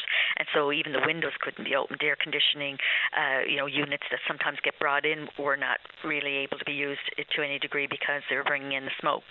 So it was, I think, probably one of the worst summers we've ever seen as it relates to what seniors had to endure. And unfortunately, if you look across this country, very few provinces regulate or require air conditioning in these facilities. And so it makes it harder to, force the agenda on it. However, and I guess the other thing is we have a lot of old homes in this province who were built long ago before, our summers got as hot as they currently are. And so, we have a stock of facilities that would need significant upgrades, but we obviously need every one of them because there's such a demand that we're not meeting the needs from a long-term care perspective now. So it's an area that really we're focused on as an office in terms of what are the options and opportunities. We've had contact with the Department of Health on this. They tell us that they expect that facilities will try to provide some relief, whether it be through portable air conditioning, whether it be through having like additional water, compresses, those kind of cold cloths. I mean, they're trying to work with what they have. The answer is an expensive one. I don't think that it should be off the table, though, given that the rates on personal care continue to go up on a regular basis, which is an area that our office is currently looking into because, if we're going to pay more for a service, then we expect to get more out of the service, don't we? No question. Have you had an opportunity to meet with Premier Wakeham yet? No, I haven't. I actually have all of the letters to all of the ministers in my inbox right here waiting for my signature to go out. I wanted to give them, a few weeks to get themselves climatized, to get briefed on their portfolios, and so they are all right here just waiting for my signature. Literally, they will be going out tomorrow to say, I want to meet, so that I can give everybody in every single portfolio, all ministers, here's what the priorities are in yours from my perspective, and I'm happy to work as collaboratively as we can to make positive change for seniors in this province. Yeah, but some things, the transition into government is time-consuming, and briefings can take time. But even things like the Auditor General's reports on long-term care and personal care homes, they don't need much briefing there. We all read the reports. They question the government of it. So that's, some areas where we do have time to put some pressure on, because they were quick to say all those recommendations need to be followed. Now they have the authority to do so. So those types of things, I think we can get at. Other transitions and other briefings, maybe it does take time. No, I mean, absolutely. There's no reason. No one should be surprised by any of these. We've been very clear and vocal in the media. So has the Auditor General. I mean, there's none of this is a surprise to anyone, but they're all pretty new in their portfolios. So, I mean, I know they're all getting briefed. That's how it works. I spent a long time in government. The issue is I don't just want it to be a conversation one-sided. I'd like to hear their perspective, and that means they need a little time to get briefed. But either or, we will be, my hope is that I will be meeting with these ministers very soon. The letters will go tomorrow. Hope so as well. Anything else you'd like to talk about while we have you this morning, Susan? Nope. You're going to hear later this week. We're getting ready to release our 2024 Seniors Report, which is our second annual report on how seniors in Newfoundland and Labrador are doing. And so you will hear about that later this week. And we'll welcome you on at your earliest convenience to talk about it. And I appreciate your time this morning. And once again, congratulations. Thank you, Patty. You're welcome, Susan. Bye-bye. Dave, were you going to say something? Okay. Yeah, I don't think they do specific work on individual cases, because that's something we talk about in the world of advocacy, is they talk about systemic issues as opposed to being the champion for one individual or another. So if someone at the advocate's office is listening, to my understanding, that's not a service they provide. But there are people out there that help, and I hate to put more workload on Tom Badcock's shoulders, but he has been helpful at the Hub with people trying to navigate the world of disability tax credit. But I'll get confirmation from the Seniors Advocate's Office as to whether or not that's something they do. I would also suggest for people who need a little help on that front, the wealth of information regarding supports for seniors can also be found at Seniors NL. They'll know if someone's come forward to their organization and say, hey, when people are trying, it's not only for seniors, let's put that out there as well. Disability tax credit isn't age specific whatsoever. We're not going to take another call before the news because it's 11:29 and 3 seconds, but Barry wants to talk about the food fishery. Walter also wants to talk about the disability tax credit. From what angle, we'll find out.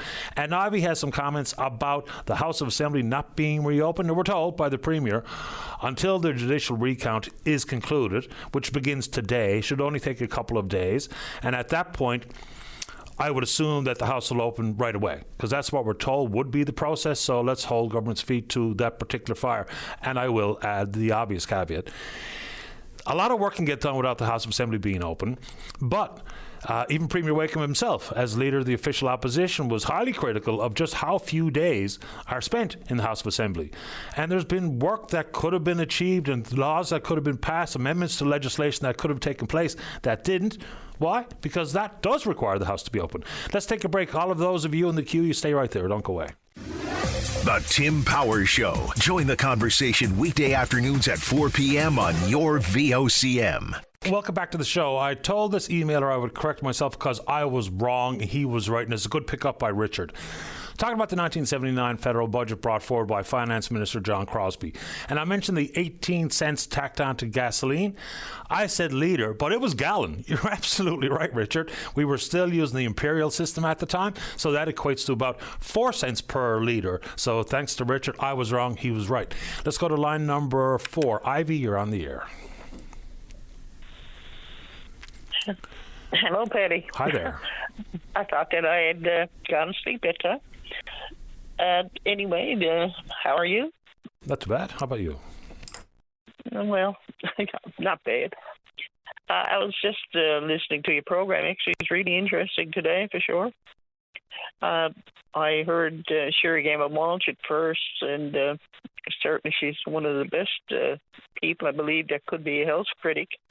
Because, I mean, she certainly had to endure loads of problems in her district, of course. Not only her district, every district has the same problems, of course. And I believe that she's certainly going to do a good job with that particular role. As for the house reopening. It should have been reopened. I mean, to the people that are there, the ministers or people who are going to be well, they are ministers, I suppose. And I've been there.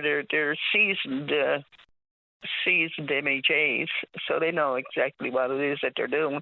They probably need maybe a week or two the most, like for a transition period. But that's about it. I think that this has kind of been a waste of time because they're not doing any of the simple housework. I'd call it housekeeping, not housework, but housekeeping. This is what we need. With a government that was constantly saying that, we need to be in the house. The house needs to be open. We'll stay here all night. We'll stay here every day. And now, of course, I'm starting to sound like Tony. Now, of course, they're in power, and the house is not open. I don't even know anything that's really going on. Yeah, I mean, they have to open it. They have to prepare an order paper or a white paper as to what they're going to try to deal with or address in the House of Assembly. But, when Tony Wakeham was leader of the official opposition, he was really always quite vocal about how few days are spent in. So it remains to be seen what the calendar will look like. If I'm not mistaken, in the last fiscal year, it was maybe 49 days they were in the House? Maybe. I don't even think it was that many because I believe they closed early. But at any rate, they weren't in the house enough. I believe that when they are in the house, there's lots of theatrics and everything like that there. And I believe that's basically to turn the people off from it. So that, they're not going to be needing to have the house open. But if they don't have the house open, are they going to have regular work days the same as every other worker, or what are they going to do? I think are they going to spend their time in the districts? I don't really know where every of the 40 MHAs are, to be honest with you, but I do know there's certainly plenty of them that are at Confederation Building today. Well, that's a good thing, yeah. Well, it's great. I mean, I tell you that there are some MHAs who are really and truly, they pull their weight, and then some. You take, I like Lloyd Parrott and Chris Tibbs, those fellas. And, of course, you have Pam Parsons, you have Sherry Gabin-Walsh, you have Lisa Dempster, and Layla Evans. I mean, she got a hard time from the beginning. But I think that she's quite capable of handling the jobs that she has. And, of course, Ellen Conway Ottenheimer is another person I'm sure that's quite capable as well. And they are seasoned MHAs, and they definitely can. They could have had the house open before now. I don't think that there's any reason for it to be the way that it is. And, there's some ministers in... you hear that they've been to, Ottawa somewhere for meetings or something, and you hear it after the fact, which is what was the big problem with the Liberal government, was that you didn't hear anything until after the fact. And right now, what I see is the Conservative government not being any different, just as people anticipated, actually. Well, I'll at least give the government a chance to actually open up the House, give us some inkling as to what they're going to act on, and at that point we'll know a lot more, because campaign pledges and promises are that, and more than that. So I'd like to see exactly what's on their agenda. I mean, think back in 2015 when the Liberals swept into power. What was the first bill they passed? It was the old appointments bill. I can't remember exactly what it was called, but it basically established a 3-person panel to look at appointments into agencies and commissions and what have you. But ultimately, Cabinet still had the right to pick whoever they wanted. But that was their first order of business, which I always thought was a strange place to start. So we'll see where the PCs are going to begin their term of governance, and then we'll go from there, I suppose. Well, yeah, I guess.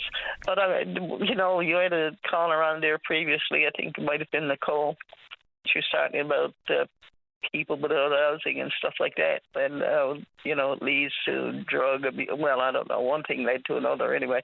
Drug abuse and crime and all these things. And then when they get into a house, you can't get them out. And, and if you get them out and the police pick them up and bring them somewhere, they're going to come back to that house again, come knocking on your door. Like, it is dangerous. So education, this is something that they could be working with. Is education.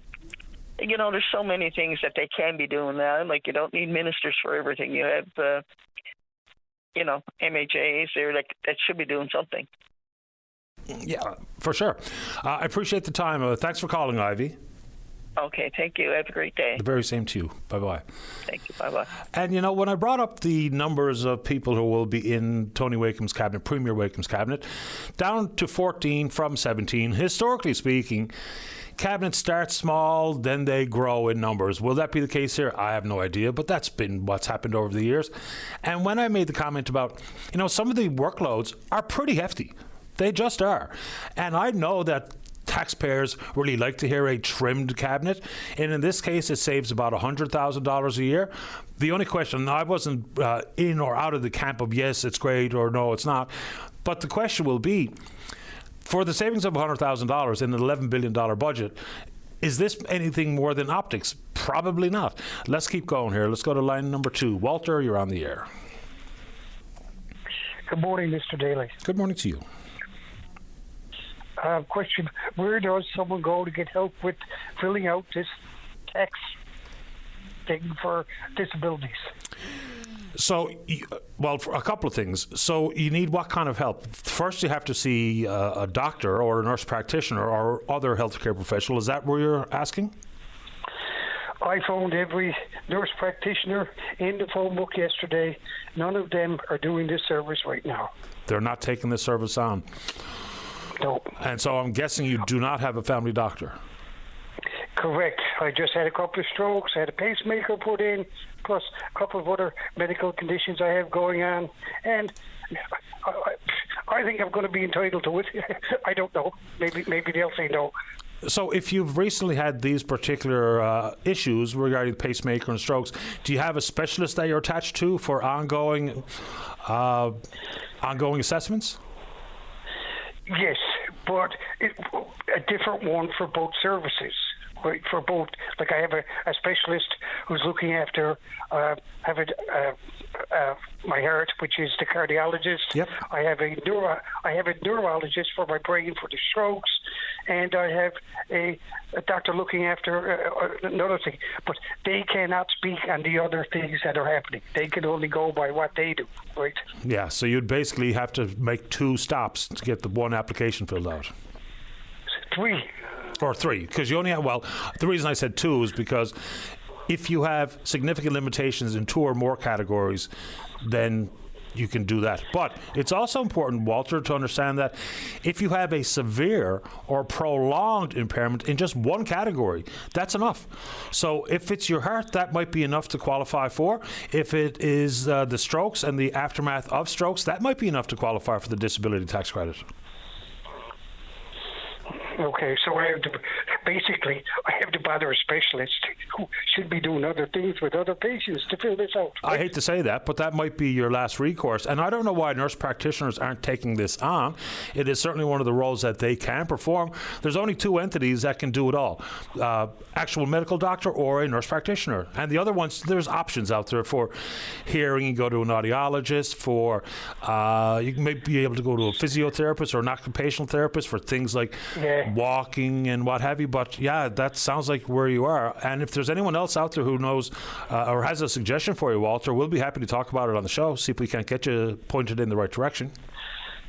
I ended up with a service in Port Mooney, British Columbia. That's who they gave. That's who one of the nurse practitioners' offices. They gave me a phone number, and I called. It's in Port Moody. It's a service that does this for you. They fill out the paperwork. They work with your doctor, your family doctor. They said, which is I don't have one, and they put it to the government. They go back years if they need to, whatever, blah blah blah, and they charge you a certain percentage of it, right? Is that True North? Yes, it is. Okay. Yeah, I sometimes hesitate putting people onto them because they do take a fee, a portion of your money. But if it can be helpful, fair ball. Some people are more than willing to go to True North. Yeah, so I don't know what the hell I'm going to do. Maybe I'm just going to say, oh, I almost did it. Yeah. Maybe I'm just going to say forget, because I have to go back to work Monday after getting a pacemaker put in last week, right? If I can come up with a suggestion for you, Walter, or if there's a healthcare professional out there, such as a nurse practitioner and or a family doctor who can help Walter out on this front, please do indeed contact us and we'll connect you both. How's that? Perfect. I appreciate all your help, Patrick. Whatever I can do, happy to do it. No worries. You have yourself a great day. You too. Thanks. Stay well. Bye-bye. Yeah, so if anyone can help sort Walter out on that front, that would be helpful. All right, let's see here. Let's get a break in. When we come back, still another segment left for you. Don't go away. Welcome back to the show, and just in reference to an emailer asking me why I didn't mention the comments made by Quebec's energy minister yesterday, well, the fact of the matter is I did. So basically what was said is we know that the proposal is in some form of limbo. Where exactly it is, don't know. We don't even know if negotiations continue. We think they do, but I really don't know. But when we're talking about going back to the table, trying to renegotiate a better deal for the province, and fair enough, if that's if what Premier Wakeham thinks is the right path forward, including his independent review, the comment from Quebec's energy minister was, if our province requires more changes, so will Quebec. And my thoughts on that were, so what? I mean, it's not really about what might change on their side. If you're living and working in this province, your primary focus, I would suggest, on is exactly what's in it for us compared to what's in it for them. The emailer also went to ask me why we've never quoted Michael Sabia. Well, we have. And the number one quote from Sabia that gets a lot of attention here is that he had said to Quebec media is that replacement cost, other than moving forward with expansion at the Upper Churchill and developing Gull Island, replacement cost for Hydro-Quebec would have been somewhere in the neighborhood of 12 to 14 cents. So we have quoted that many, many times. The question then becomes, exactly what does he mean? Because no one's been able to figure it out. Well, at least no one's been able to tell me exactly what that replacement cost of 12 to 14 cents means. Does it mean a new standalone development that has nothing to do with this province? So the infrastructure at a dam site and then the associated transmission, like, I don't know. He said it, and it's been something that people have latched onto here, and I understand why. Because there's a long way between 5.9 cents and 12 to 14 cents. So I'm not entirely sure what he actually meant by that, but it would be helpful. And of course, there was a call yesterday that posed a very interesting question about Michael Sabia. He's got a very impressive track record in the private and the public sector, and now after he had left Hydro-Quebec as the CEO, of course, as everybody knows, he's the clerk of the Privy Council, the highest order of importance inside the public sector. So the question posed by, it was Darryl, is whether or not this is a good thing or a bad thing, which is a very good question. I don't know how to answer that. So on one hand, it feels like if he's so supportive of this moving forward, then maybe, just maybe, there's a role for the federal government to play in it. Because if we considered, or if the government considered Muskrat Falls a nation-building project, which they did, because that's exactly what they said when they were talking about why the federal loan guarantees were being brought forward. So I guess the same argument can be made regarding the upper and the potential for Gull. So with Sabia, who obviously is in support of this deal, so does that mean it might find its place on a major projects list? Maybe. It hasn't in the first two, but maybe.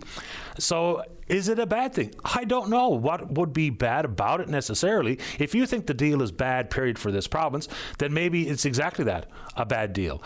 And then made comment off the top about the issue regarding the recognition of the border. It might not be a huge issue on its face, because by and large it comes across as really quite juvenile and petty and silly in Quebec, where they refuse to acknowledge the border that we all understand and the documented verification of where the border lies. It's not where Quebec thinks it is where we think it is. And so whether or not some recognition of that should be part of this moving forward, for some that's a who cares. But for others, they point to the fact that if Quebec firmly believes in their political minds and in the minds and the psyche of their residents, because that's how they even teach it, is whether that means they think they have more authority and might try to overstep the boundary and to try to take more of our resources based on their understanding where the border lies. Possibly. It's certainly probably in the minds of some people who are in elected office in Quebec and some senior bureaucrats and other tax-paying residents of Quebec. So maybe, just maybe. And then, last one about the timing of calls or questions or criticisms or critiques coming from then Liberal members of the government who are now members of the official opposition, and the time it takes to actually transition into governing. I don't know when the right time is.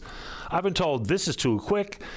But for regular voters, you can criticize and ask questions of the current government all you like, as is your God-given right as a voter. Whether or not there's a bit more self-reflection required for former members of the government who are currently sitting as Liberal members in the opposition benches, I understand the point. I understand when you say, hey, it's a mess created by X, and so give the Tories time to clean it up or to change the course of the province, whatever the right phrase is. I get that. But the basic question I would have is, when would you think, if you think it's inappropriate today, when into the future would you think it would be more appropriate for past members of the government on the Liberal side to be able to ask questions or hold government accountable or whatever the phrases people like to add? So, yeah. Oh, last one on the MOU. Apparently, it's completely and patently unfair for me to ask very specific questions of, and this is not about governing, this is about the understanding of the MOU, which has been out for, 11 months now? Is exactly what we're reviewing. Because you can keep telling me it's whether or not we have gotten the best deal, but how is anybody supposed to evaluate that? I mean, realistically, what does that even mean? For us to wonder whether or not we could have got more, that's one question. But to hire, again, I use the same companies all the time, Goldman Sachs or JP Morgan Chase or whoever, Morgan Stanley, how are they supposed to answer that question? It kind of feels like an exercise in futility. If you hired 3 of those aforementioned big banks, lenders, you might get 3 different opinions. So, very specific questions about how much money, where we're borrowing, associated risk, authority granted to Hydro-Quebec at Gull Island. Some of those very specific questions, they're probably absolutely worthy of independent review. If the terms of reference simply say, did we get the best deal? Then that might be just an exercise in politics as opposed to an exercise in economics. Right? Right. Let's check in on the Twitter box. We're VOCM Open Line. You know what to do. You can follow us there. Email address is openline@vocm.com. Quite active in the email portion of the show today, and plenty of reaction to the call we had with Susan Walsh, the Province's Seniors Advocate. Once again, we recognize and congratulate her on her most recent award, Imminent Contribution to Seniors in Canada. But I was caught off guard, and it's not today. It happened, X number of months ago when we finally heard there's not even such a thing as a seniors advocate in many provinces across the country. There's only 4, and the 4th was just recently added. So remarkable to me. And then someone asked why I didn't ask her about there's no standalone ministerial portfolio for seniors. I probably should have, to be honest with you. And whether or not there should be a federal seniors advocate, I think that would be extremely helpful. All right, you ready to roll there, Sarah? All right, good show today. Big thanks to all hands who support the program, all the callers, listeners, emailers, tweeters. You are all right. We will indeed pick up this conversation again tomorrow morning, right here on VOCM and Big Land FM's Open Line. On behalf of the producer, David Williams, I'm your host, Paddy Daly. Have yourself a safe, fun, happy day. We'll talk in the morning. Bye-bye.